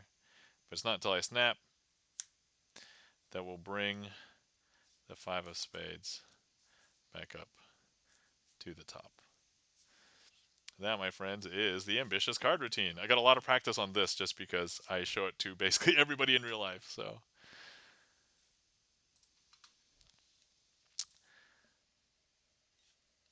I did almost mess this one up this past week though, but I recovered. I knew exactly what I did wrong. I'm like, wait, wait, wait. And the cool thing about asking people to snap in real life is that they think they have the power, and I'm like, yes, that's right. That's what I want you to think. It's not me, it's you, right? Thank you kindly for the claps, Felden Kane. Thank you for the claps, E-Room. Let's see what else. Oh yeah, let's go ahead and do the coin matrix. I haven't done that yet today. Coin matrix, and I'll do the card lists.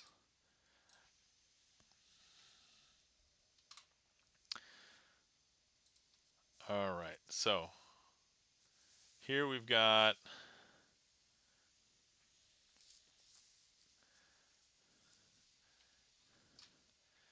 4 coins, 4 cards, and what we will do is cover each coin with a card, like so, and then we're going to make each coin jump from corner to corner, like this. It happens pretty quick, don't blink. Ready? 1, 2. Second one, 1, 2. Last one, 1, 2. There we go. And now let's go ahead and do the cardless version, and we're just going to use our hands and the coins, and if we just wave over, that's 1. Let's do it again. Wave over, that's 2. That's 3. Then we've got 1, 2, 3 over here, 1 over there, and now we'll make it jump. And now I like to do the fancy finale for this one. So we do this, and then we do this, and we go 1, 2. Oh, should I do the Mortal Kombat thing again?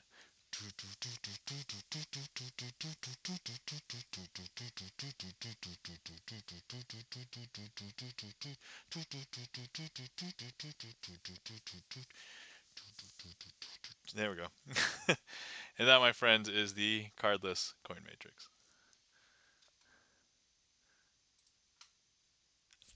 I'm not gonna lie, I like that bit from last time, so thanks for whoever brought it up initially. I forgot. Thank you kindly for the claps, Felden Kane. Thank you for the flawless victory, says Gibson Lens. Thank you kindly for the claps. Bay JMB, Kit Kat Gad, welcome in. How's it going? Hey! How you doing? Very nice, says Bay. Thank you kindly. Mind blown from E-Room. Thank you for the mind blown. Goddess Ravenna, thank you for the party hat.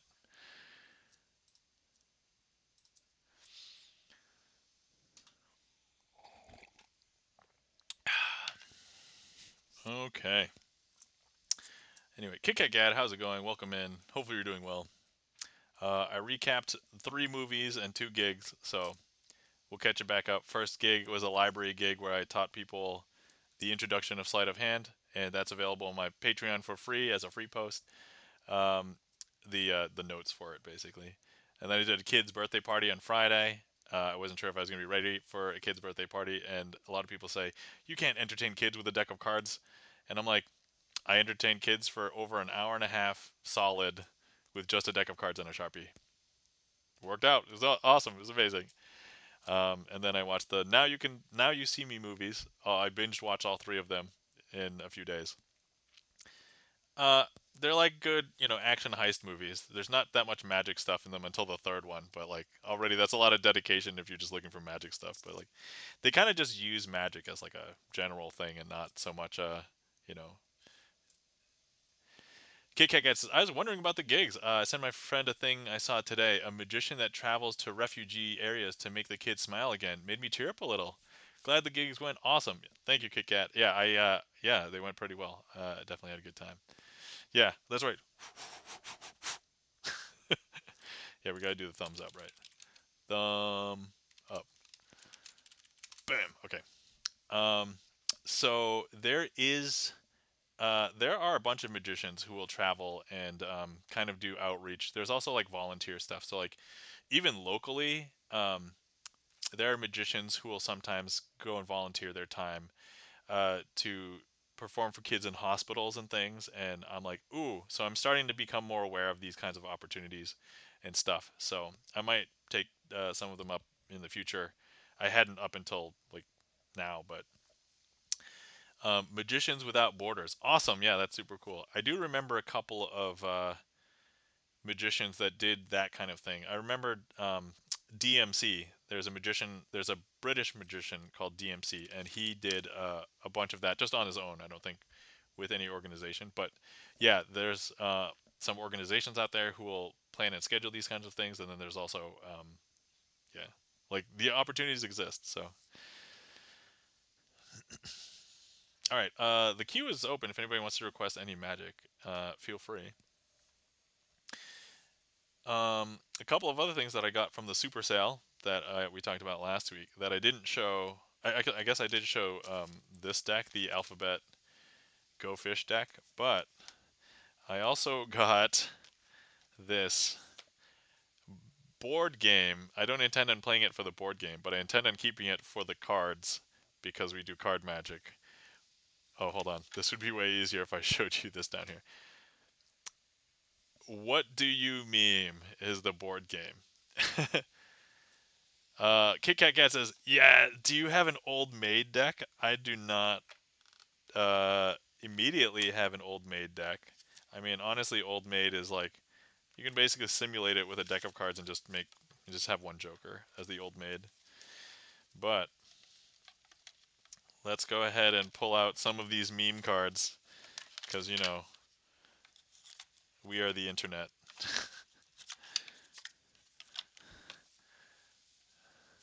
What?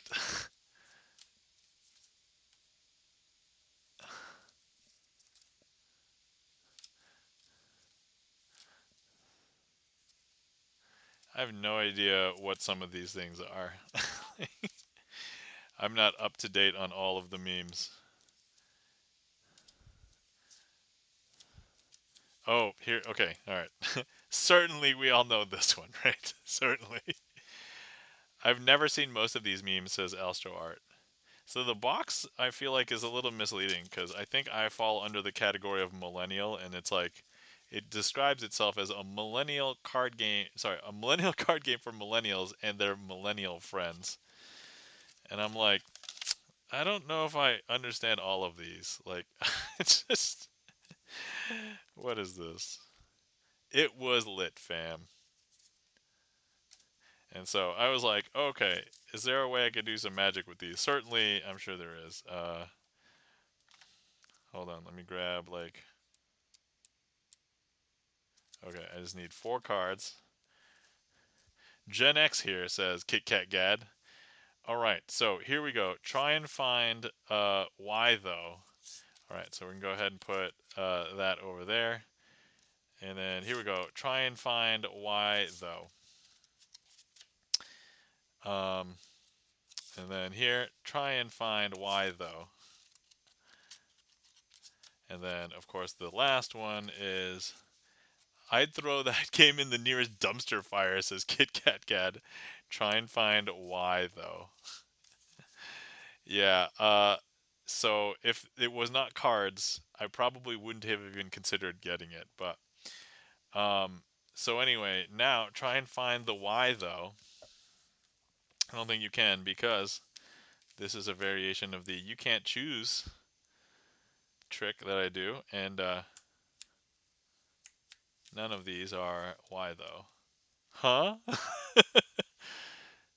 Is a dog? Was this a monkey or cat? Monkey cat? And then what's this? Let's see. Was that great work? Well done. Good job. Terrific. Way to go. But look at him. Oh man, brutal. Yeah, I'm sure some people would want to throw this in a dumpster fire. And to be fair, I have no intention on playing this game for its actual gaminess. But so these are the big cards, and then there's little cards. If anybody's played things like Apples to Apples or Cards Against Humanity, it's kind of like that kind of thing. Fire, says Eroom. Let's see. You can't choose. All right, so I'm gonna give myself for doing that one. Maybe the gameplay is actually good. Nah, I read the instructions. No bueno, no bueno. Beige, it's really fun to play. Just saying. I mean, I assume that it's hilarious. Yeah. Do you like thematic or strategic board games? Kit Kat Gad, the answer is yes. I love thematic and strategic board games. So my board game buddies that I would play board games with are like really hardcore into deep strategy. I would be also with them like every week, except that I have like conflicting things that happen on the day of the week that they normally play on. So I pick and choose, and oftentimes I'm like, all right, if I don't play board games, I can do two of these things because of how many things conflict. But no, I went to Gen Con for many years. Like for my bachelor party, I went to Gen Con for the first time, and then I've been to Gen Con like maybe I don't know 7 or 8 times I think. But yeah, Gen Con's awesome. I love playing new board games. I love playing strategic board games. The more decisions, the better. The more agency. I love Euro games. My favorite game type is probably worker placement. So I played Vantage last Saturday. Highly thematic. Awesome. I don't think I've played Vantage. I'm not sure if I've heard of it. Crash on the alien planet, crew scattered, and interaction with planet. Awesome. That sounds really good.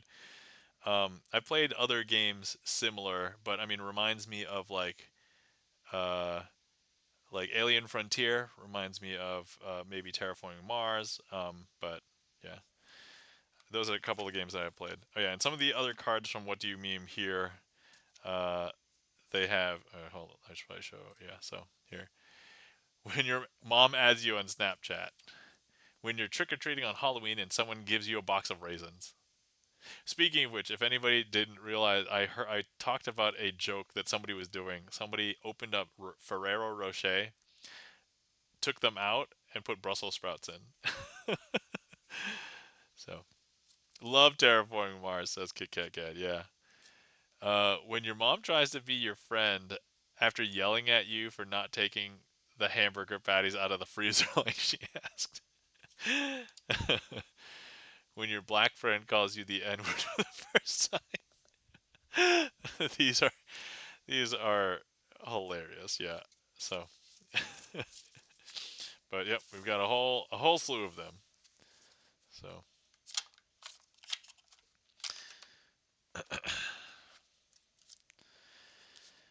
yeah, I'm not even sure if this game is like the most PC, but yeah, no, no. Some of my favorite games. Ad says Kit Kat Gad. Oh, okay, that's right. Ad break.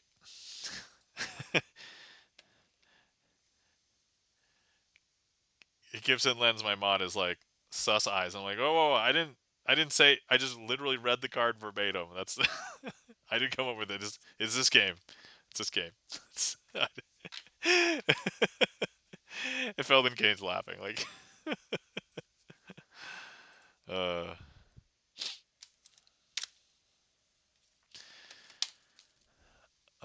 let me see here. Let me see if I can bring up my board game geek. Let me see here. Board game geek. I can show you the list of board games. That is mine. It's mostly up to date,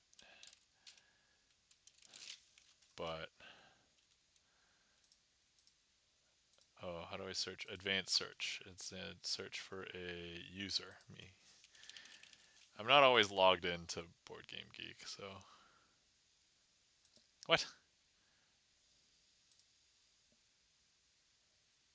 You know what?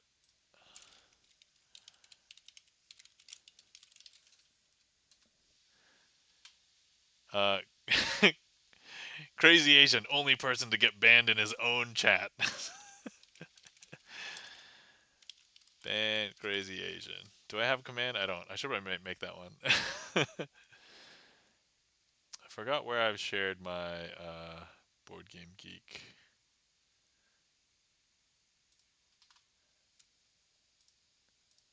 Advanced search. Oh, okay. Maybe I didn't do owned.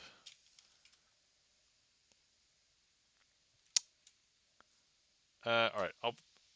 I'm gonna find my Board Game Geek link and I will drop it in my Discord later, probably in the board game channel. Um, but I own like 400 board games. So actually, have I sent it somewhere in Discord before? Maybe I have. Nope, does not look like I have. Okay. All right, guys, the queue is empty. If anybody wants to request any magic tricks, feel free. In the interim, I'm gonna try and find my own Board Game Geek link to my collection. I suppose I could just log in and then it will be there. The thing is, I don't remember my password. I have to open up my password manager. which is not really a real password manager. I wrote a script basically. Um,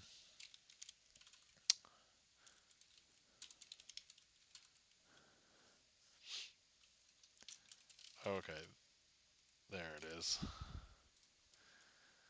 Sign in, me, password. All right, 401 with the meme game. Oh, I probably didn't add the meme, although I don't even know if I want to show that I own that.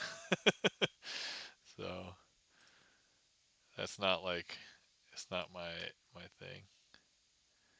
I got it for the cards. All right, so this is my old like you know how like when you have a username from when you're a kid and then it's like it's permanent. So it was like I had to try and change everything to become crazy Asian spelled this way after a while, but so yeah, if anybody wants to see my board game collection, here's my board game geek link. I'll also throw that in my Discord just so that I'll have it later. Board games. Here we go. My BGG collection. All right, there we go. All right. Okay. Oh, and Bert just sent a new 4K upscale on YouTube for Ricky J and his 52 assistants. If anybody is wondering, the 52 assistants are the cards. But yeah, so if anybody doesn't know, Ricky J, like one of the most famous, like maybe modern day, like um, magicians, pursuing list. Cool. Well, yeah. So you can kind of see what I own, what I like. Um, so there you go. The 53rd assistant is the watermelon. So there is a trick that they did call out in the Now You See Me movies. I forgot which one.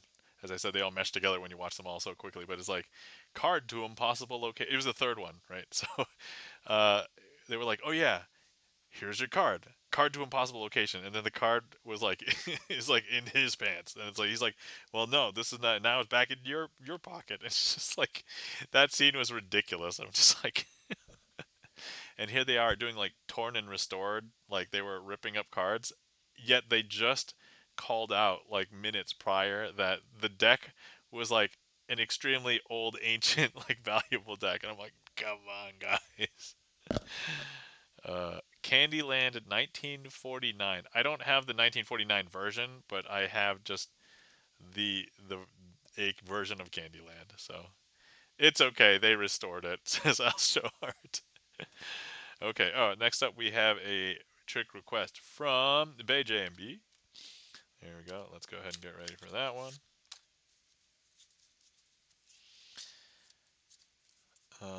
Let's do this,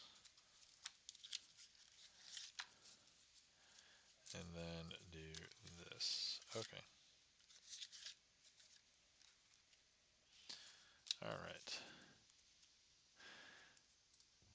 So here we go. We've got all I need to see was viticulture. Oh yeah, I like viticulture. I also have the expansion, the first one. Okay. All right. First things first.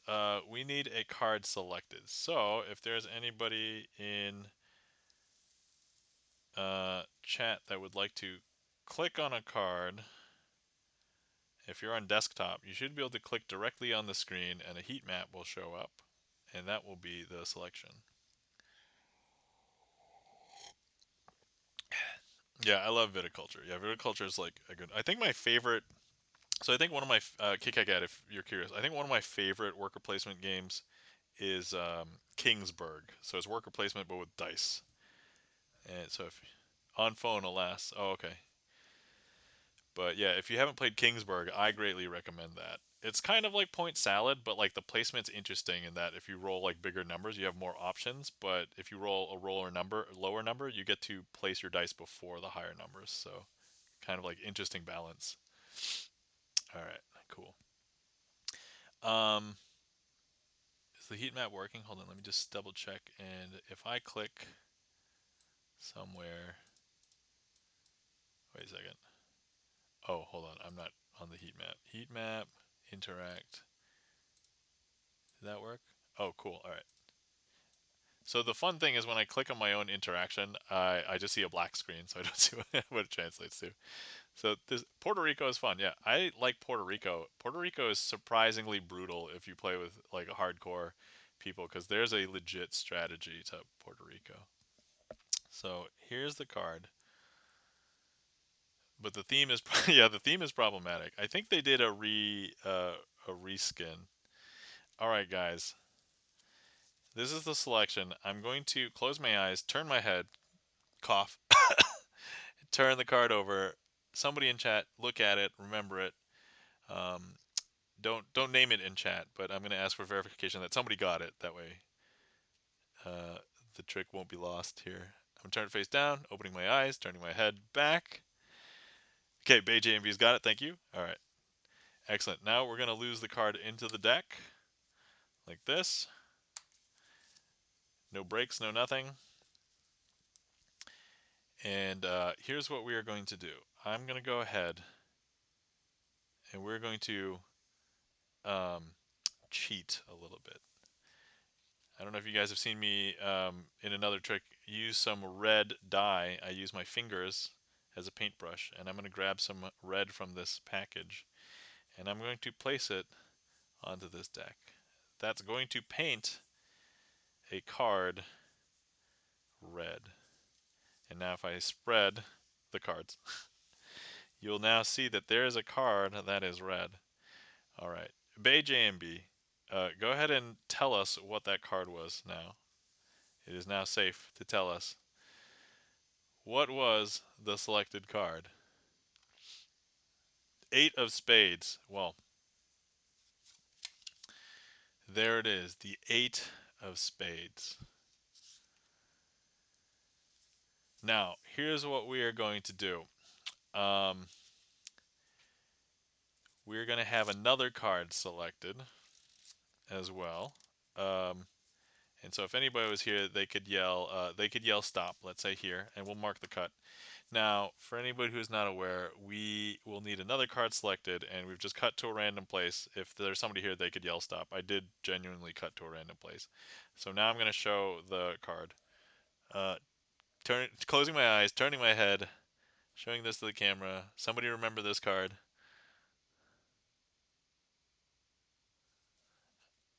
Okay, I'm going to make sure I'm going to open my eyes, turn my head back. Somebody got it? Somebody can just confirm. Elstro Art has a noted emote. I'm going to assume that means we've got it. Got it? Lindsay Harvey says yes. Lindsay Harvey, welcome in. How's it going? By the way, guys, if you are not following our friend Lindsay Harvey, please give Lindsay Harvey a follow. Lindsay Harvey, variety gamer, but is also a magician, so definitely go check him out.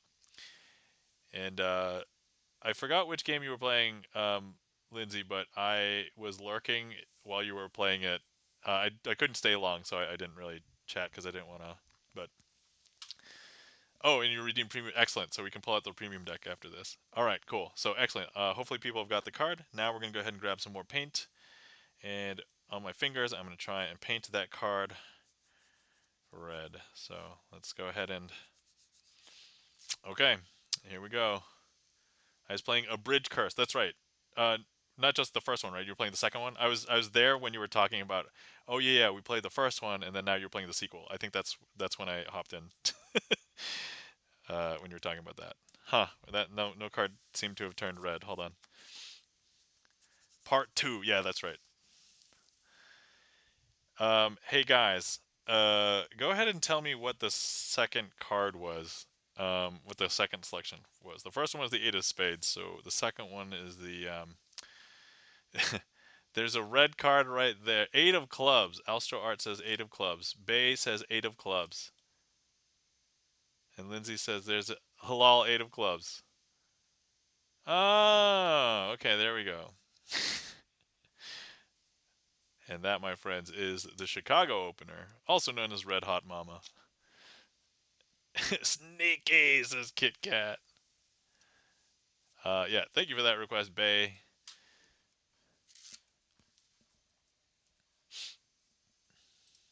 All right, let's go ahead and clear that.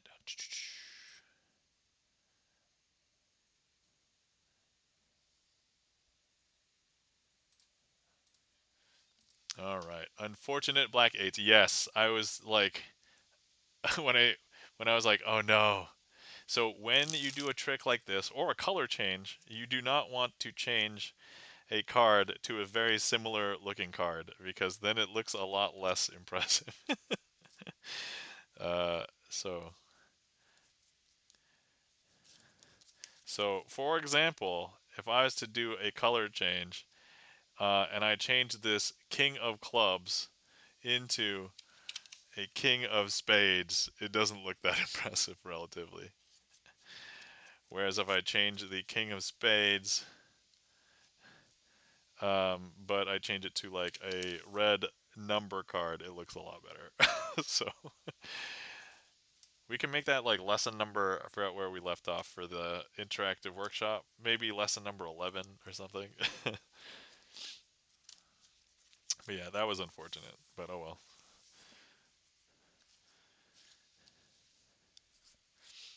That's the true nature of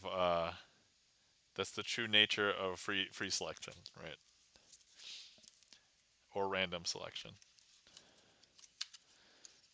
And I only have myself to blame.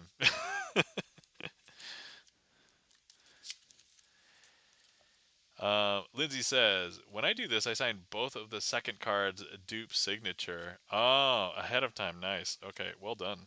That's a really nice. So, for everybody else who's watching, so we are talking about some magician's tricks, but the type of thing that we're talking about is a convincer. And so it's additional things that we will do to modify a trick to just convince people that what you see is real. And so it could be like a subtle thing, like the way that you hold your hand or that you tilt the deck a certain way or something. But Lindsay's talking about a very, very high level convincer. So, all right, or begging. Okay, so, oh, I beg them. I see. Lol, lol, lol. Okay, so Lindsay has requested a premium deck, so I should be able to do a trick with a premium deck of cards. But in the interim, let me pull out the premium deck of cards box. So, Lindsay, just so that because I sent you a picture of this box basically, but I also have other premium bicycle decks that are not in this box, premium Phoenix decks that are not in this box. Um, I've got a bunch of Gaff decks that are not in this box. So these are just open premium, like effectively standard decks. But here, behold, ta-da! Oh wait, you guys can't even see everything. So there's 4 rows. So this is mostly like Theory 11, and then we've got like half Theory 11. There's like movies here. There's like USPCC bicycle here. We've got some specific magicians or like cycles of cards here. Like these two are two Japanese ones. These are like cyberpunk ones.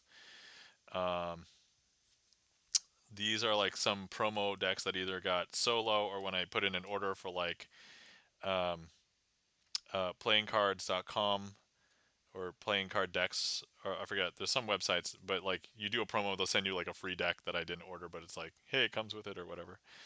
It's like some here, some there. But oh, actually, here's one. People like chess. This one is called Knights. It's put out by Daniel Madison and Chris Ramsey.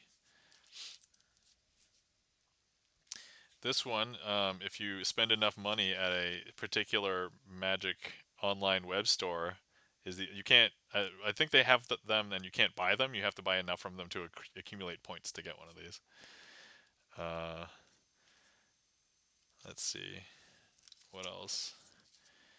Oh, actually, this one is interesting because I did not get this from a playing card company. This one came from like a Kickstarter for a board game, actually, while we're talking about board games. I forgot which board game, but they were like, hey, you also get a deck of cards. I'm like, oh, that's cool. And surprisingly, it was actually really good quality.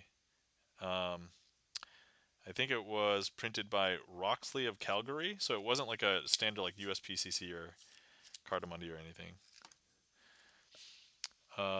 Ads will let you know when back. Oh yes, please tell me no. Please let me know when back. Here's So if you guys watch Infozar or Jack, he has Hellions, and these are pretty cool. And actually, the box. So most boxes you open up from the top. The Hellions actually open up from the bottom.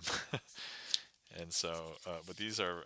Have I shuffled this? Oh, I have shuffled this. Yeah. So, but they have like this faint extra border. The face cards look like a lot of them have closed eyes or look sinister. Here's the the devil. Actually, you know what? We should use this and do like the devil's elevator or something.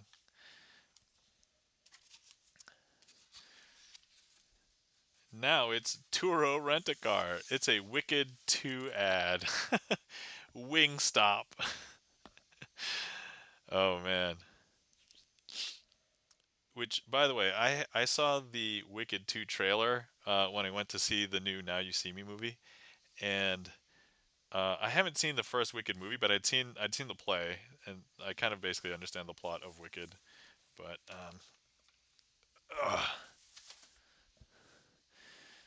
a wing, yeah, and then Wingstop, Alienware laptop, and back. Okay, there we go. Welcome back, Lindsay Harvey. And thank you for your redeem of premium deck. While I was going through those, have you seen Hellions before? We were just talking about Hellions, and then I was showing off the picture of the devil on the Ace of Diamonds. Actually, is the devil on all of them? I was thinking maybe that yeah, the devil's elevator could be very appropriate for this trick. Yeah. So look, the Ace of Spades is like a normal trick. Weird to have a back ad. uh, Kit Kat Gad. Night. Have a presentation tomorrow for class. All right, Kit Kat Gad. Thank you so much for stopping by. Have a glorious night. Take care. Sleep well. And we'll talk to you later. Good luck on the presentation tomorrow. So let me see here. I'm sorry I can't help but troll a little. Yeah, that was fun. That was perfectly okay, Bay. We've had a couple of people be a little snarky and like I think just as long as A, I know that they're a real person, B, I know that they don't really mean any malice, like I feel like you're fine. There have been a couple like I think we've banned like two people since like I started streaming. So not that many. But yeah. Where was I? Oh yeah, Devil's Elevator. So, you know what? Let's do the Devil's Elevator with the devil. How am I going to do this though? You know what? I never get to use the Ace of Spades and have the Ace of Spades look normal. So let's definitely use that one. And we'll use the red sixes and nines as per usual. And I do need the... Oh, actually, no, wait. I don't... I need 2, 3, 4, 5. Whoops. Oh, well. That's okay.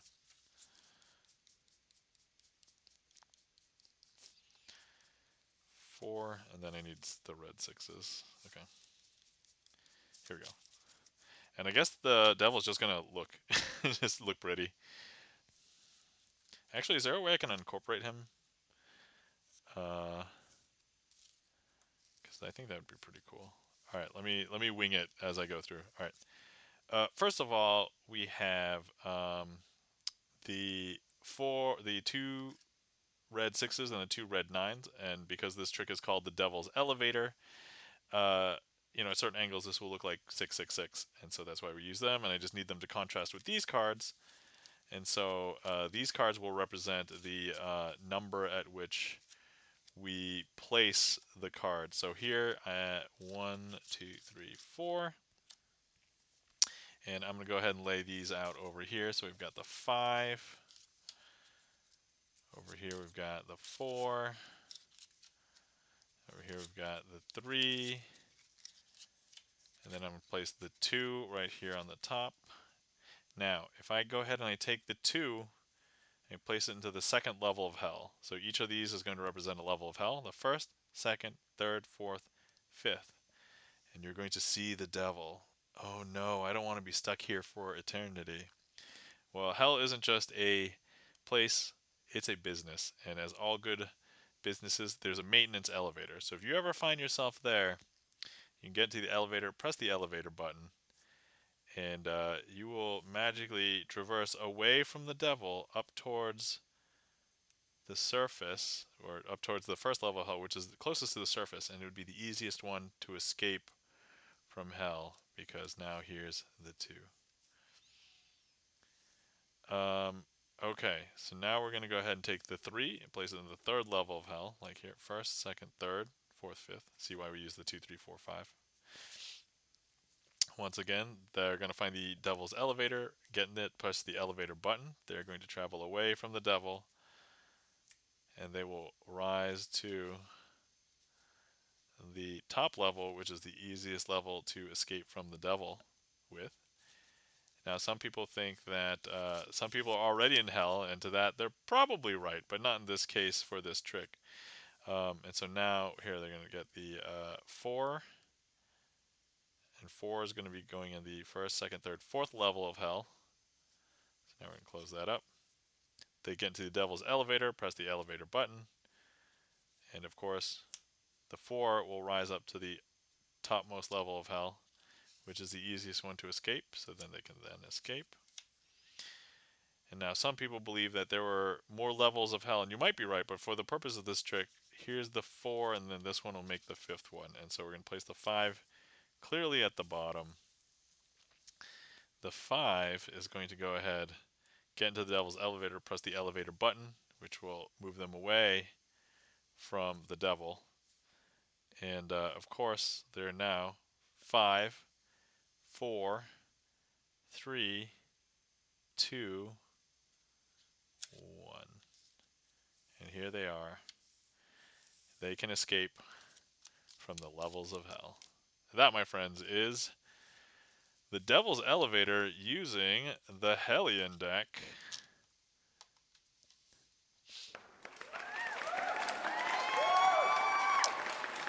Thank you kindly for the applause, Lindsay Harvey. So yeah, so that was the Hellions deck. Our friend Infozar, or Jack, also has the Hellions deck. He likes them as well. So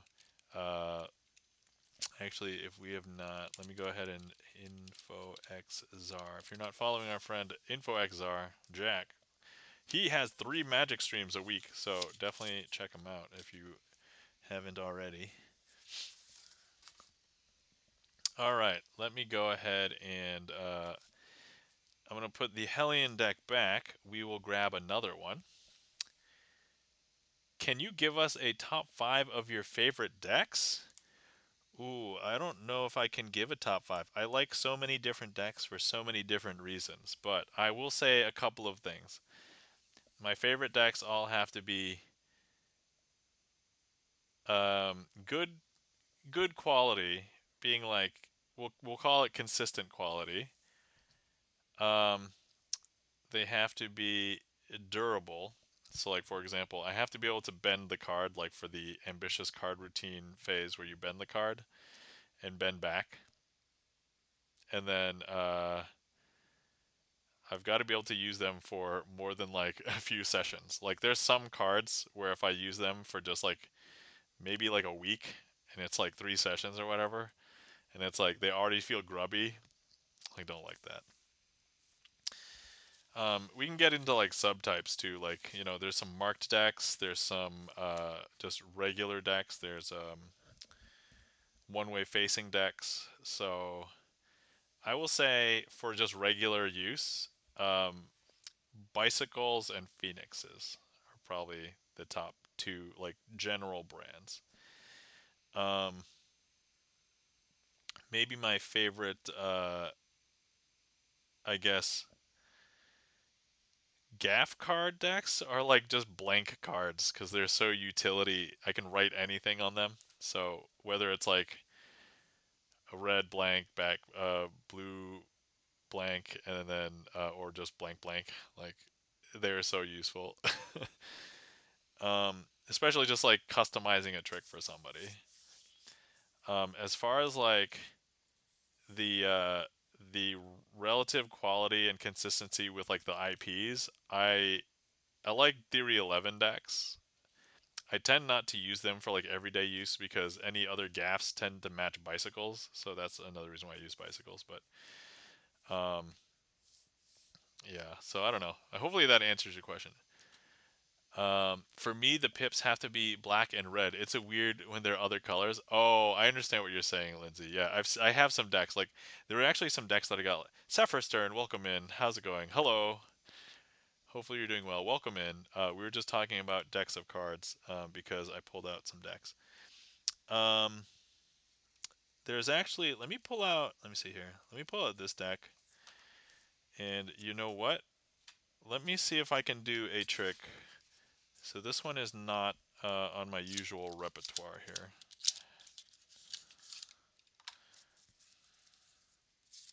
Oh, I haven't even shuffled this. You know what? This is perfect reason to shuffle. Bay JB says, I have some that are orange and blue that I love to use for oil and water to make them orange juice and water. Nice. That's cool. All right, guys. So this is a deck that I just pulled out on my print, but it's a bicycle deck, like quite literally. Actually, hold on. Let me just double check and make sure that there isn't anything super crazy. Okay, yeah. So this is a bicycle deck. It's literally a deck with a bicycle on it. They say never give up. And I have not shuffled this deck, so if I spread, you'll see it's still a new deck order. And let's go ahead and shuffle it for the very first time. Do you know Somnium? These are card decks made by a German YouTuber and magician. Oh no, I do not know Somnium. Let me see. Let me check that out. Somnium deck of cards. Rare Somnium Eden 2020. Oh wow, are they rare? Somnium.de. Hold on, let me take a look at these really quick. Somnium Galaxy. Oh, these look pretty beautiful.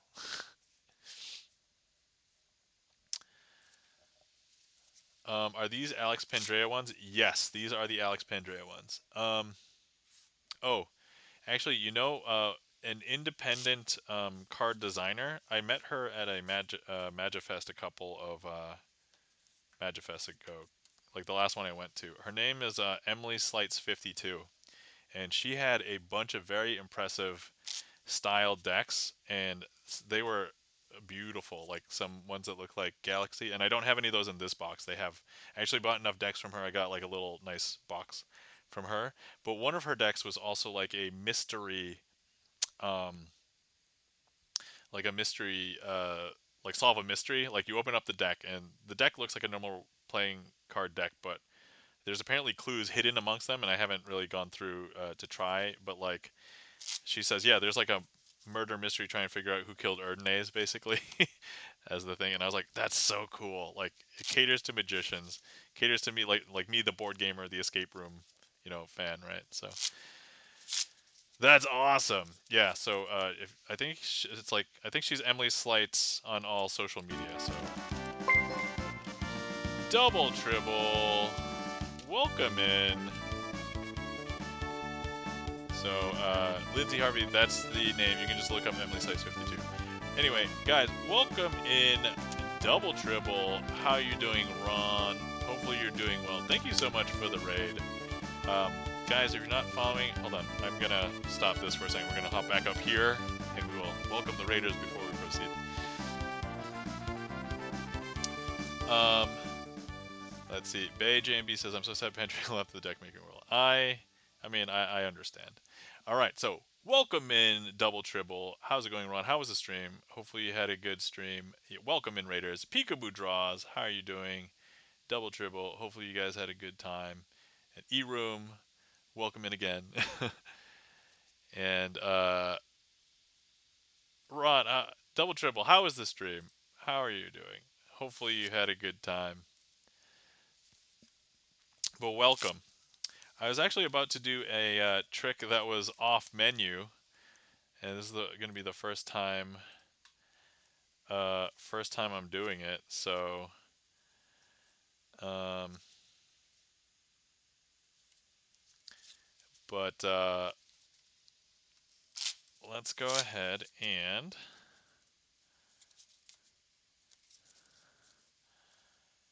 let's see here. Secret menu trick. Double Triple says, "Good stream today. Thank you. Awesome. Well, welcome in. I think I saw everybody was a familiar face, but if you're not familiar with me, hi, my name is Nam, and I like to do sleight of hand card magic, and I mostly like to do sleight of hand card magic on stream. Um, I just realized my video for this frame is not centered so that we can see my whole sign of my name right there. So I'm just gonna tilt that. This is the McDoubles with McChicken and Filet-O-Fish patties. You're not wrong. Okay, cool. So let's go ahead and, oh, I just realized for this trick I need something to write with. Let me grab like an index card or something really quick for this trick. Okay. So we are going to need, okay, let me first, oh, thank you kindly for the follow, Walking Stick Library. Thank you so much. Uh, Welcome in, Walking Stick Library. Hello there. So, all right. Oh yeah, we did Devil's Elevator. So now this is an off-menu trick. So let me, oh, where did my streamer song list go? Did I accidentally close it? I did. Okay, sorry. Okay.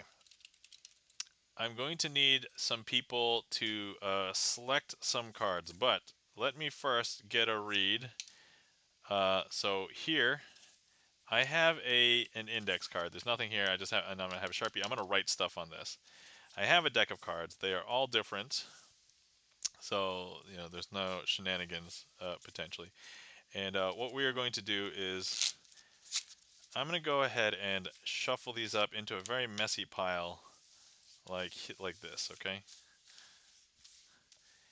And let's see if we can go ahead and have... All right. Okay.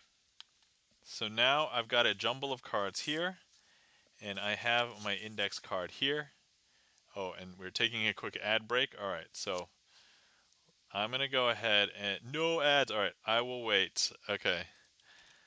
I will wait. Let me know when back.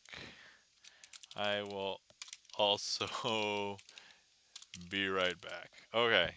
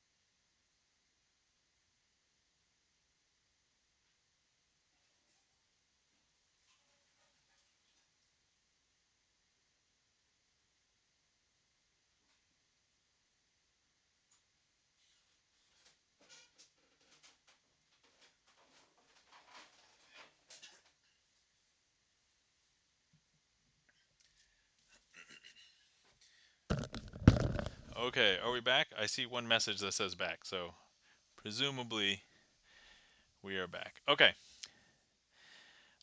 Let's see here. First of all, I'm going to need somebody to make a selection. Now the cards are all jumbled and messed up here, and so what I want to do is I'm going to write something down on this. I don't want you to see it quite yet, and so we're just going to go ahead and say, let me write this down.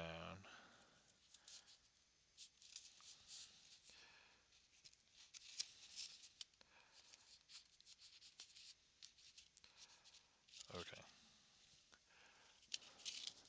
So I have a piece of paper. Can you guys see through that piece of paper? Okay, thank goodness.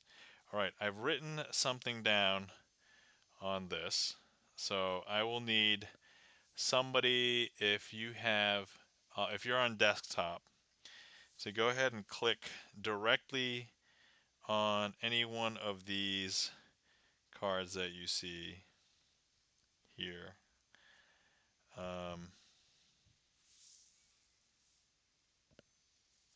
And I'll wait for, okay, so I see one here. Okay, excellent. Let me just make sure my finger, that one? Okay, cool. So this is the card. I'm just going to place it over here so that it is clearly there. So I'm going to now write a second thing on this card. Okay. And so let's see here.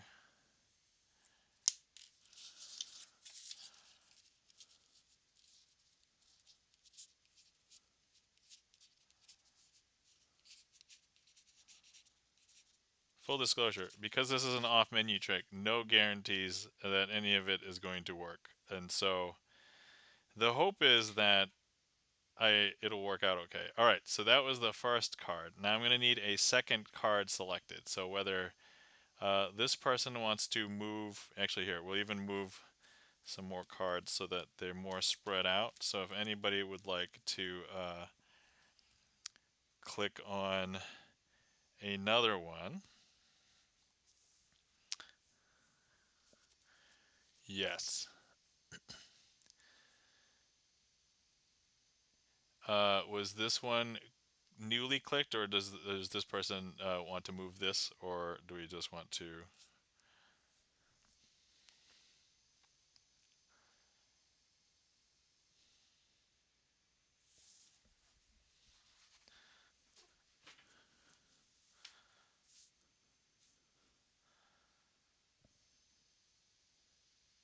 I'm on mobile. Okay. Walking stick light. I clicked the first card. Please, I don't want to be a hot. Oh, okay. All right. I mean, what we could do is like I could click I could I'm sorry I can click I could pick a card, right? If double triple right, big duckies, no, welcome in. How's it going?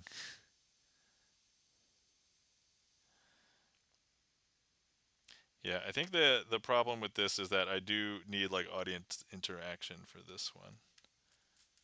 So,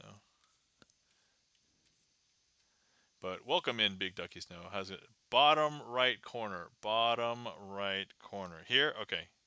Excellent. So, here's the second card. Okay. So, let's see. I'm now going to write a third thing on this card. So, let's see.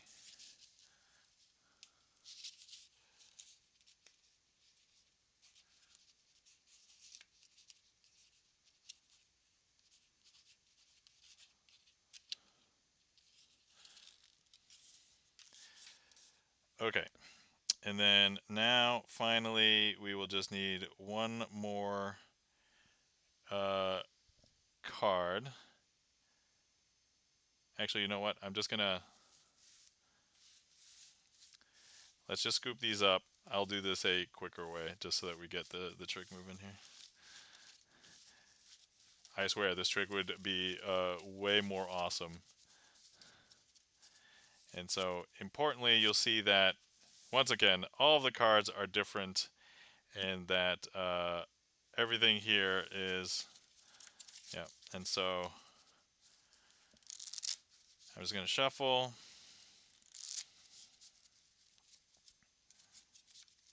and we will go ahead and we'll just take this one. Okay. So how I clicked one, but I don't know if it worked. My net's been going in and out all night. Oh, I'm sorry, eRoom. Hopefully everything works out. So here's the two cards that you guys selected. Here's the card that we just selected. So we have 3 total cards, and I'm just gonna go ahead and I don't know how you guys knew. I'm gonna use one of these. Actually, I'll use a joker just so that it doesn't mess up with any of these.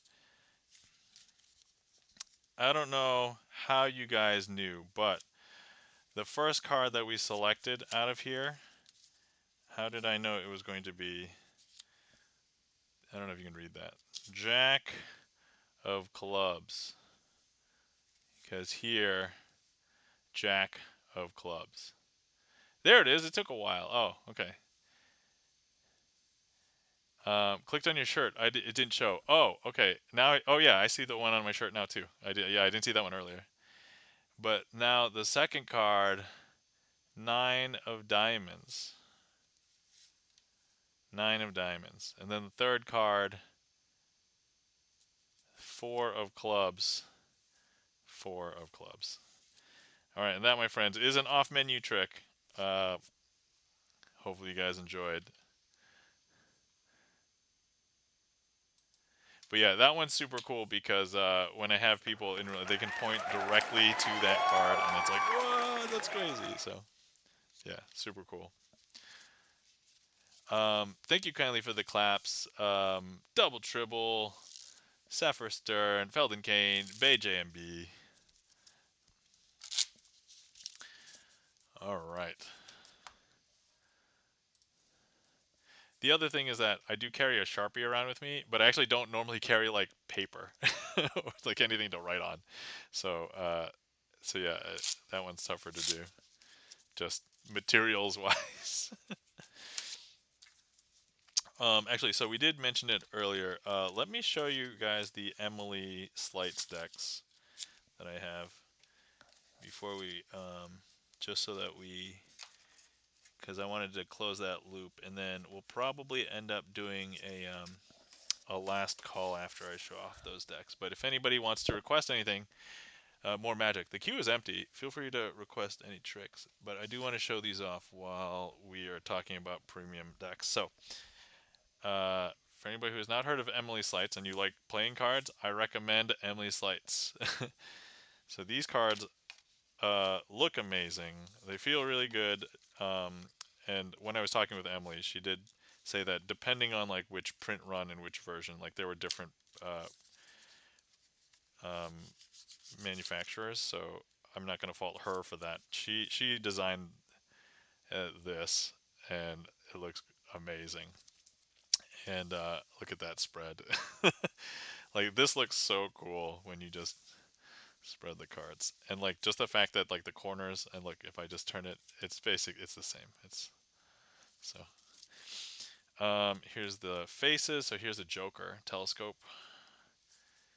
Beautiful, says Bay JMB, and Nebula. Now there's one thing that might be annoying because like so here's what the dark uh, pips look like for this one, and here's what the red ones look like, and they're blue. So that might be a trigger for if you need them to be red and black. Big Ducky Snow says, "Muy trippy." Yeah. And as you tell, I haven't even shuffled this. This is still new deck order.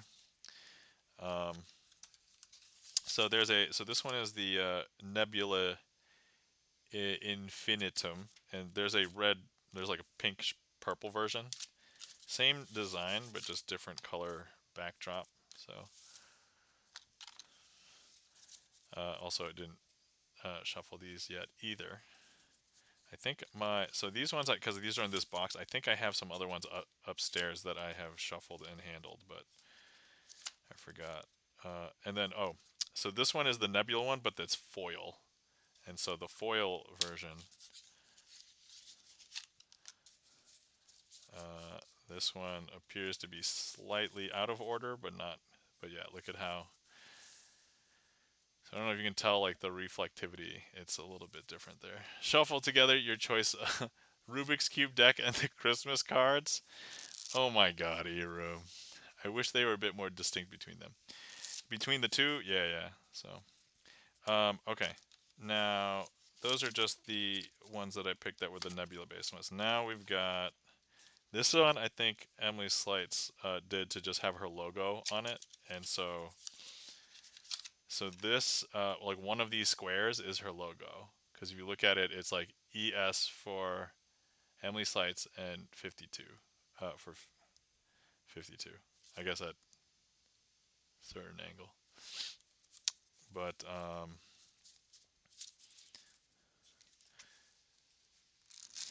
all right, E-Room. I'm gonna have to yeah, we'll do that after I go through these decks. They remind me of Assad's cards. Oh, yeah, the Mint. Yeah, Mint is good too. I have a one deck of I think Mint 2.0. But yeah, 52 cards is so yeah, here's the so the faces on this basically look like the classic bicycle, but the coloring is a little bit different. And here's what a Joker looks like. But if you take a look, like the thing in the back is actually the same back design as this. So. But the font is a little bit different too. It's a little bit I don't know how to describe it. I'm not a designer, so I don't know. But yeah, all these feel good. And this one, Beacon, um, the the image on this is amazing.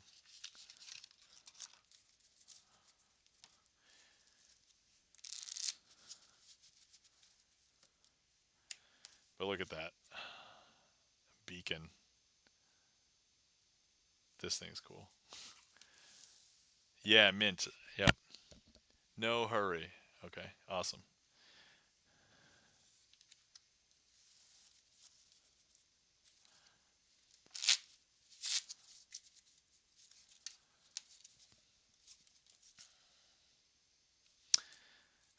And then, oh yeah, that one that I was talking about as well. Oh, whoops, I left a card in there.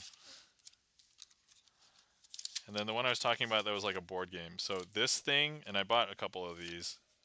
So this one is the like the board game Solve the Thing. When I bought it, it came in this, and I did get another copy of this. So it came in this. You open this, and this deck is in it.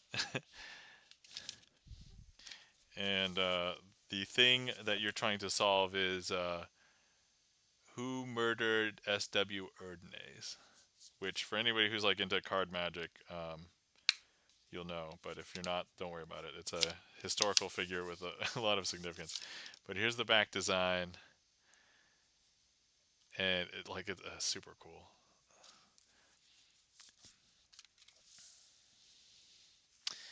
And then these are like some of these like look that Ace of Clubs, like there's a fingerprint design back there. Ace of yeah, also all the aces are a fingerprint. And then there's some other loose cards. I don't know if like I'm not going to show some of the other cards that might be pivotal to solving the thing, so I'm just going to shuffle the main deck and we'll just show off a couple of those. But like here's the King of Hearts. Here's the Jack of Spades. And then like yeah, and then these cards, oh whoops. So yeah, some of these are like so like just in case there's clues for solving the thing, I want people who actually want to solve it to buy the deck and support. But yeah, so these are cool.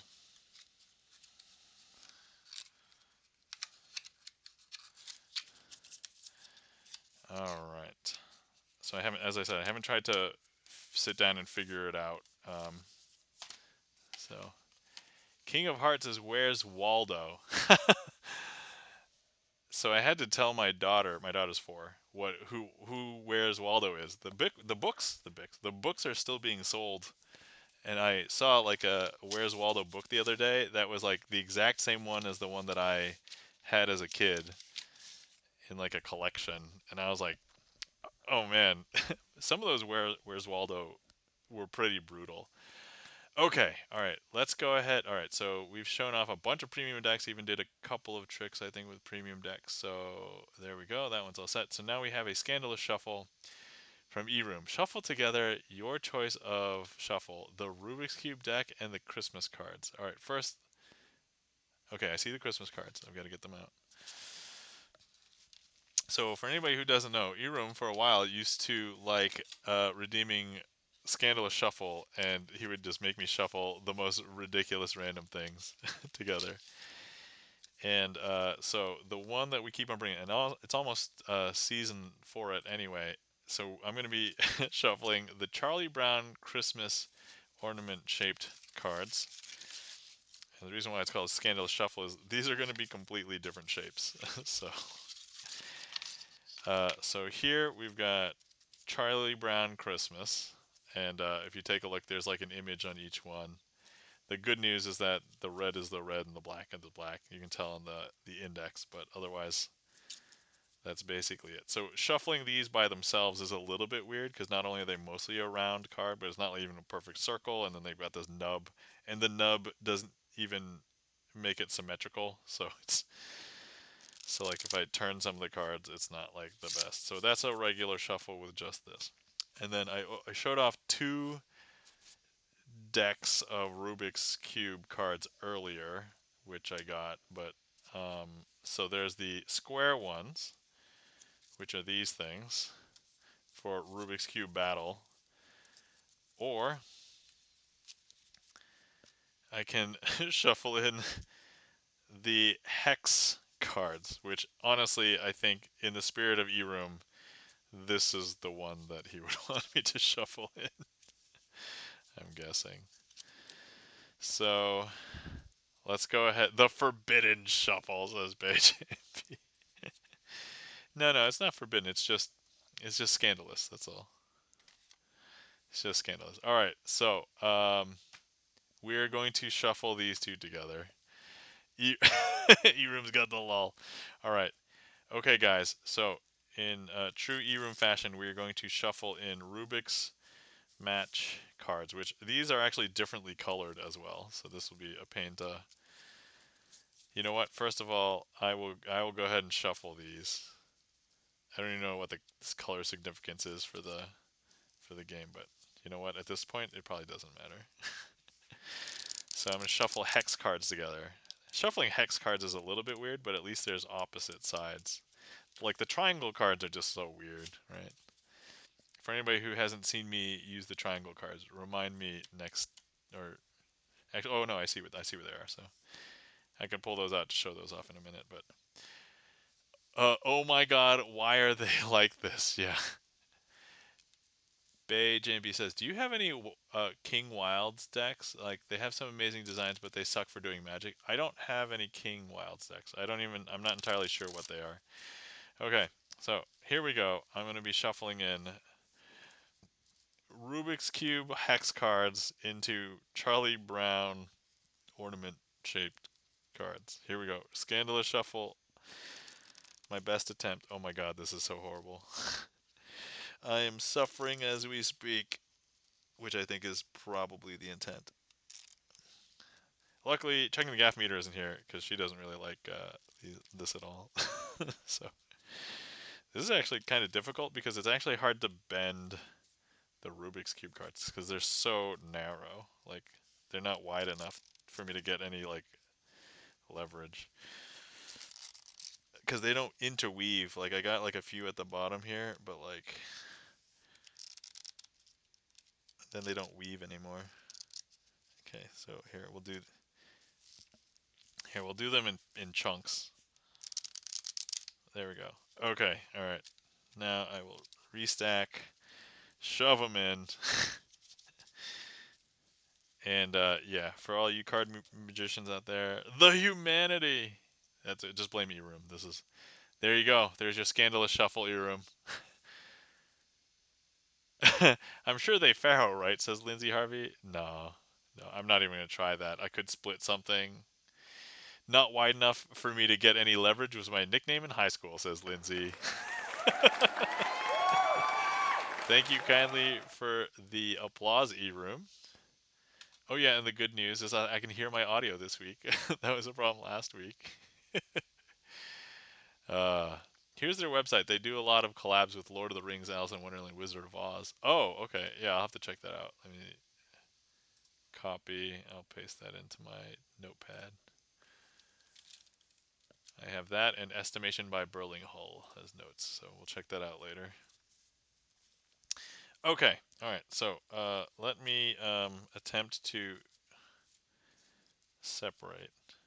Oh yeah, while I'm doing this, I'm going to just call last call. So if anybody is interested in seeing some more magic, feel free. The other thing I'm intending on doing is I'll show off the triangle deck, and then we'll still do a finale trick if nobody has requested anything. Oh, so great thing about my library gig. So after I finished the library gig, I opened it up to questions and answers, and we had a few good questions.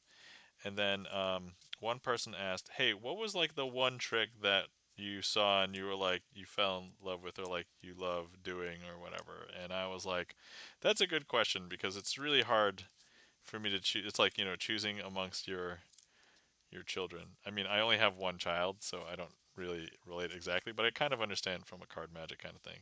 And I told them about one trick that I saw that I thought was so beautiful that I had to learn, and you guys have seen it many times, but Picasso aces.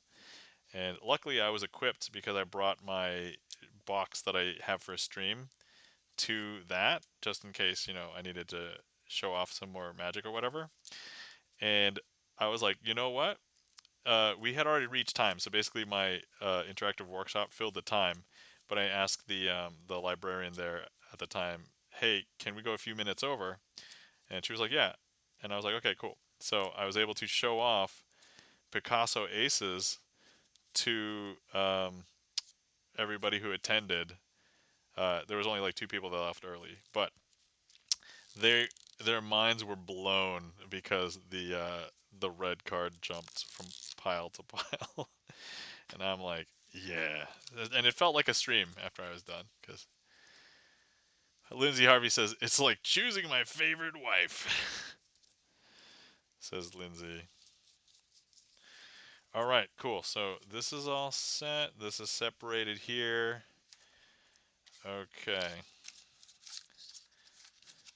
And then, yeah, I mostly wanted to show this off. So, Lindsay, I don't know if you have seen the triangle deck, but you let me know if you've ever seen the triangle deck. So this is quite literally let me just remove these cards that don't matter. Just kidding, I only have one wife, says Lindsay. So yeah, here we go. This is the triangle deck. This is super awkward to hold and handle. And as you can imagine, like just shuffling is super weird. Doing sleights is super weird. Because you can't hold on to the cards opposite of anything because it's always on an angle. I have not, but I do have a parallelogram George Bush deck. Okay, well, see with the parallelogram, I can imagine grabbing onto the two sides that are parallel to each other. But this is like super awkward because like I can't do this because they'll move, so I actually have to grasp it on like three sides at any given time. Yeah, for sure. It's so weird. And all right, I've never really revealed this, but just the fact that there's a couple of magicians in chat and like Lindsay is here. So this triangle deck, I don't know who on earth thought that anybody would do magic with this, but it comes with this card, and magicians will know it immediately. It's a double backer. It's a card with a back on both sides with the triangle deck. I don't understand why anybody would think that you could do sleights with this. Yeah, lol, lol, lol. Right, exactly. That was my reaction the first time. Anyway, I had to show you that because I just like ridiculous. Okay, all right. So, oh yeah, yeah. So rest assured, I have done some tricks with this. Let me see if I can still do. You know what? We're gonna do a trick with this. It is one that I have done before, but it's just a quick. It's a quickie. Um. Okay. All right. So I've got 4 aces, and here's what we are going to do. I'm going to go ahead and I want to turn all 4 aces face up 1 card at a time. However, if I was to hand you the triangle deck cards, first of all, it'd be super awkward to handle, but you know, you would probably just turn them face up like this. Now, I'm not allowed to do it that way. That's not very magical, and so instead, I need to do it in a magical way. The one awesome thing about this is when you twist this, the design is so amazing for twisting, because look, it looks so clean. But look, that just turned up the ace of hearts. I know, super weird, right? But look, I'm going to hold this packet and give another magical twist. Don't look away. This is the part that gets people. And with the triangle deck, the ace of hearts will turn itself face down, and the ace of clubs will turn itself face up. I know, it's super weird, but look. Is that weird? That's super weird, right? Now, as you can imagine, this is hella hard with the triangle cards. So now I'm going to hold the packet, give it another magical twist. Ace of diamonds. Turn itself face up.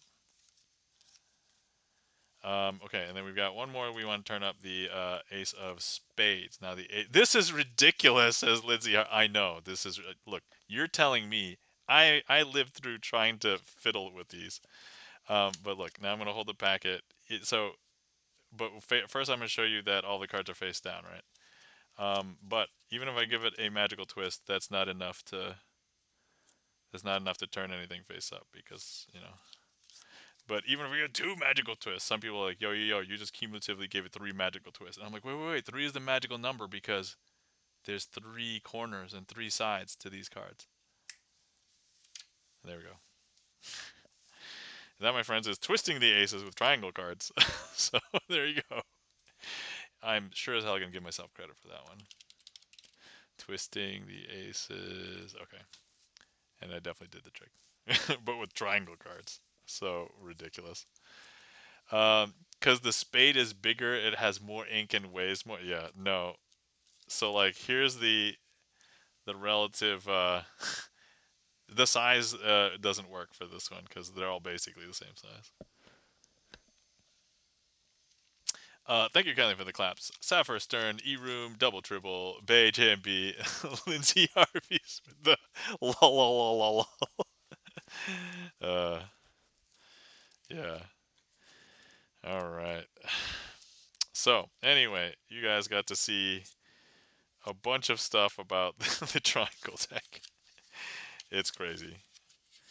So full disclosure, I think if you just literally look up sleight of hand triangle deck, you're gonna get a bunch of irrelevant videos on YouTube. Except if you find any of mine, you will see that I use the triangle deck. I think I've used it for like 3 or 4 tricks on my YouTube channel.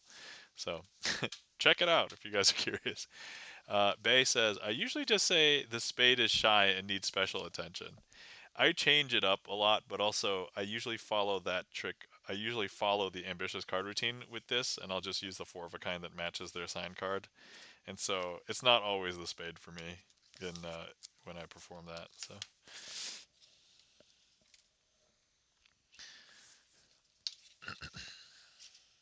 all right, cool. So let's see. That was that. That was this. This is that. There we go. Okay. Okay, now I gotta figure out what I want to close stream with. Um, you know, I did mention Picasso aces. Maybe we want to close with that.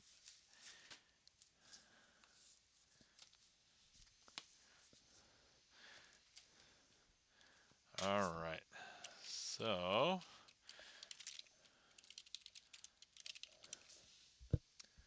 let's do that, and then your window is so weird, dude. What, that one? That's I'm in my basement, so that's like a basement window. So it's not. Are these? What are these called? Basement window. Is this an egress window? Oh no, no. This is the opposite of an egress window. An egress window you can escape from.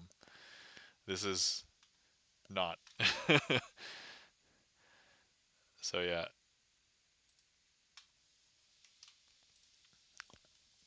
But anyway, yeah. So like the ground, I'm underground. Like the ground is like probably here is the ground.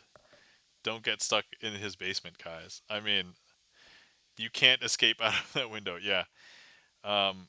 Yeah, you're not supposed to have a bedroom in my basement. That sounds so weird. Why? Words that I never thought I would say on a live stream. You can't escape out the window. In India, so Eroom says, in Indiana, we call them fire traps. Lol. You guys.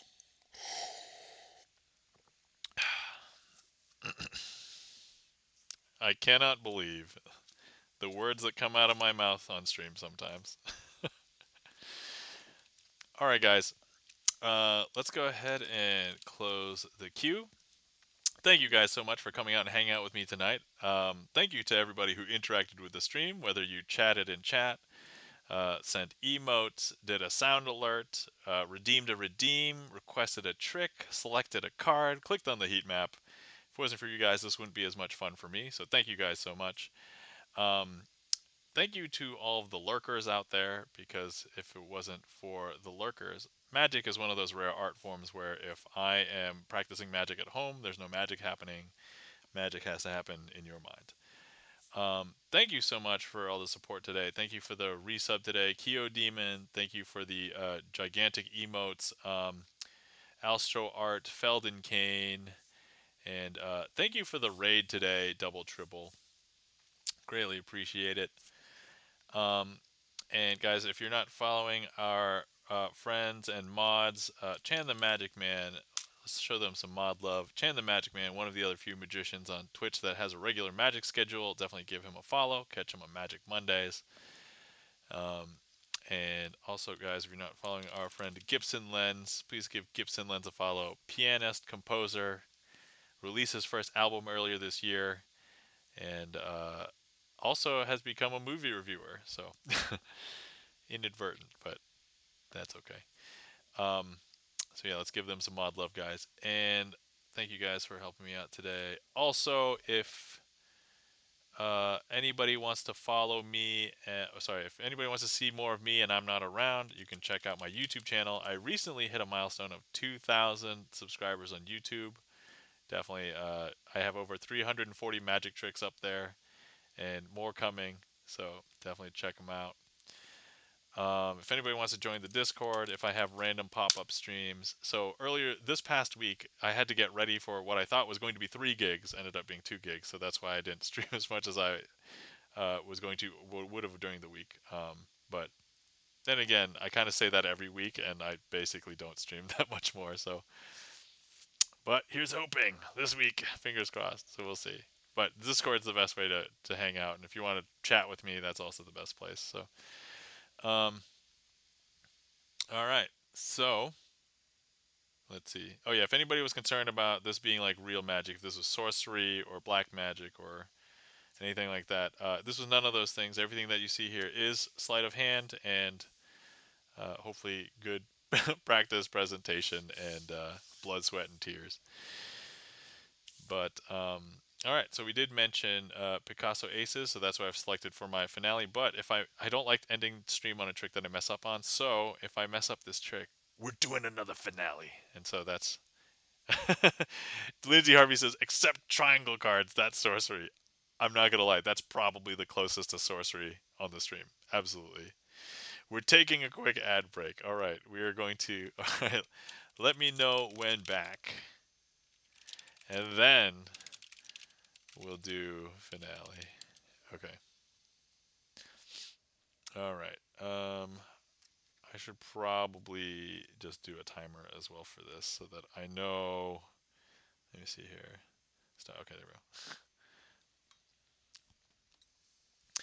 go. And those of you who are subscribed and don't have an ad, you get to hear more of my lovely voice. Here, I'll give you. What do I want to sing? I'll pretend. Oh, double your pleasure, double your fun.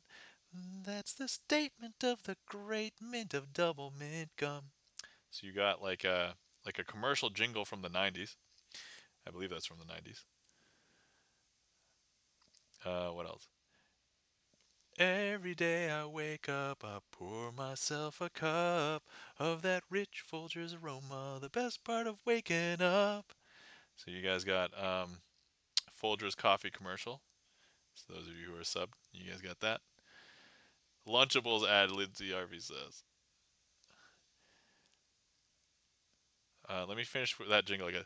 Do wop, and all I do, mountain filled aroma always coming through. Oh, the best part of waking up, Folgers in your cup.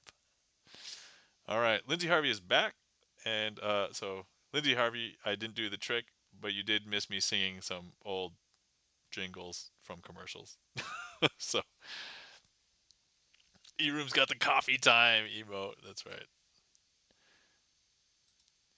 All right, cool. So I heard the Folgers one. Awesome, cool, excellent. So you were not completely lost. All right, guys. Here is Picasso aces. All right, first things first, I would like to show you that this is a blue backed deck, but these aces are not from this deck. These are red backed. So if an ace of hearts, ace of clubs, ace of diamonds, and ace of spades.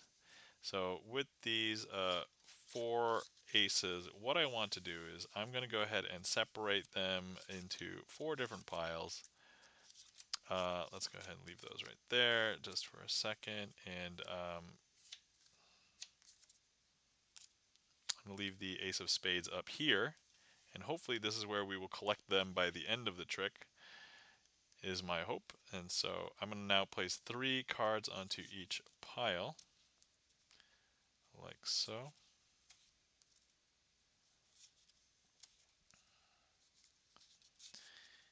And what we will do, let's square up. And now let's go ahead and show you that the ace is still here. However, all we need to do is grab it, not physically, but like spiritually, and swap it with one of these blue cards over here. And now if I show you, there's no red back cards. And if we take a look, there's no aces here. And before we knew that there was one red ace, but now if I show you, there's 2 red cards here. I know, is that crazy? Crazy. Now, we know that the ace is still here because look, we can still see it. It's very clearly still there. But now if I take it and I swap it with a blue card from this pile, I don't know if you can tell, but now there's no red-backed card here because none of these are aces. And before we knew that there was 2 and 2, but now if I show you, there's actually 3 red-backed cards. And now some people might think that there's some shenanigans afoot, and to that I would say, yeah, you're watching a sleight of hand card magic stream. But look, some people think that, here, I'll even leave it in here, and you can still see it from the face because look, you can see the red back there. Sorry, from the back. But now from the face, you can also still see it because it's still there. But all I have to do is do that magical swap and just grab that last blue card. And I don't know if you can tell, but look, now all of the backs are blue. If I show you all the faces, none of them are aces. And now, if I show you this pile, there's 1, 2, 3, 4 red back cards, and they are the ace of diamonds, the ace of spades, the ace of clubs, and of course, the ace of hearts. And that, my friends, I will call a successful performance of Picasso aces. And I'll call that a successful finale. Lindsay Harvey says, "That's amazing!" Yeah, when I saw that trick, as I was mentioning, I was telling everybody else at the end of my... Thank you kindly for the applause, Lindsay Harvey. Thank you kindly for the claps. Double Tribble, Sapphire Stern, E-Room. Thank you for the applause, Bay. Yeah, that's one of my favorite tricks. I often close stream with. There's like 4 or 5 tricks that I like to end stream with. That's one of them. But this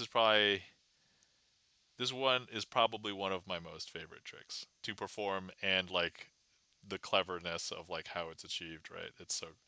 I saw it and I'm like, oh my god, I have to learn how to do that. So, but yeah, it's so beautiful. It's so beautiful. All right, cool. So with that, I think we can find somebody to raid and go from there. But wonderful seeing everybody tonight. Thanks for coming out, hanging out. Hopefully everybody had fun. Hopefully everybody enjoyed listening to me recap the 3 movies I watched and my 2 gigs. So this is kind of an interesting experience because a lot of times when you're talking to a magician, you're not really able to hear how they reacted to their first like gigs or whatever. And I'm like, this is the first time I'm doing paid gigs, and it's like I'm like recording these streams, like so it's I think it's super unique opportunity for me to kind of like document like my thoughts, my feelings, the events as they unfolded and stuff like that. So I think that's pretty cool. My fear though is that because I put these up and that the stream if like a potential client like they booked me and then they went to my social found my Twitch and it was like, hey, he's not that experienced, he's only had like 3 gigs. It's like I thought I was paying for, and that's my only fear. But hopefully, after if they're actually watching this and they're seeing the stream, it's like, oh, okay, he knows he can do magic. Like that's that's what I hope for, right? Okay, let's see who is on and where we can go. Let's see. And also, who have we rated recently? There are a bunch of people on. Oh, wait. There's one. Hold on. I gotta check the stream spreadsheet. I think we've rated this person maybe once before, but they're playing a game that I really liked playing a while ago, and they might be a good place to go. Wait, loading issue? Why does my spreadsheet have a reload now, please? All right.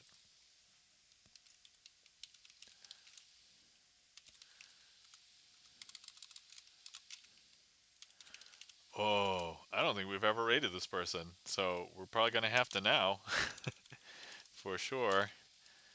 Yeah, according to the spreadsheet, I'm not seeing this person. Yeah, okay. 3 gigs this month, potential clients this month. For you? Or you're saying you're recapping me? If for you, congratulations. Awesome. Oh, no, you. Okay, for me, excellent. I guess congratulations to me. Yeah, that's right. 3 gigs this month and potential clients. I might have a fourth gig. It depends on when that reschedule happens. But okay, I think I know where we're going, guys. Actually, let me just double check and just make sure he's still going. He's been going for almost 2.5 hours, but he's in the middle of a run and it looks like it's getting hype. All right, guys, we're gonna be raiding over to Reality Ripple. So Reality Ripple is playing a game called Vampire Survivors, and I was obsessed with Vampire Survivors for a while. And so if you guys would like to come along on the raid call, so Reality Ripple actually created an emote wall, the emote wall that actually Gibson Lens uses. So if you're subbed, you can copy this one, and then if you are left behind, here we're rating Reality Ripple. But cool guy. He also likes JRPGs, so we've actually he has Chrono Trigger emotes as well.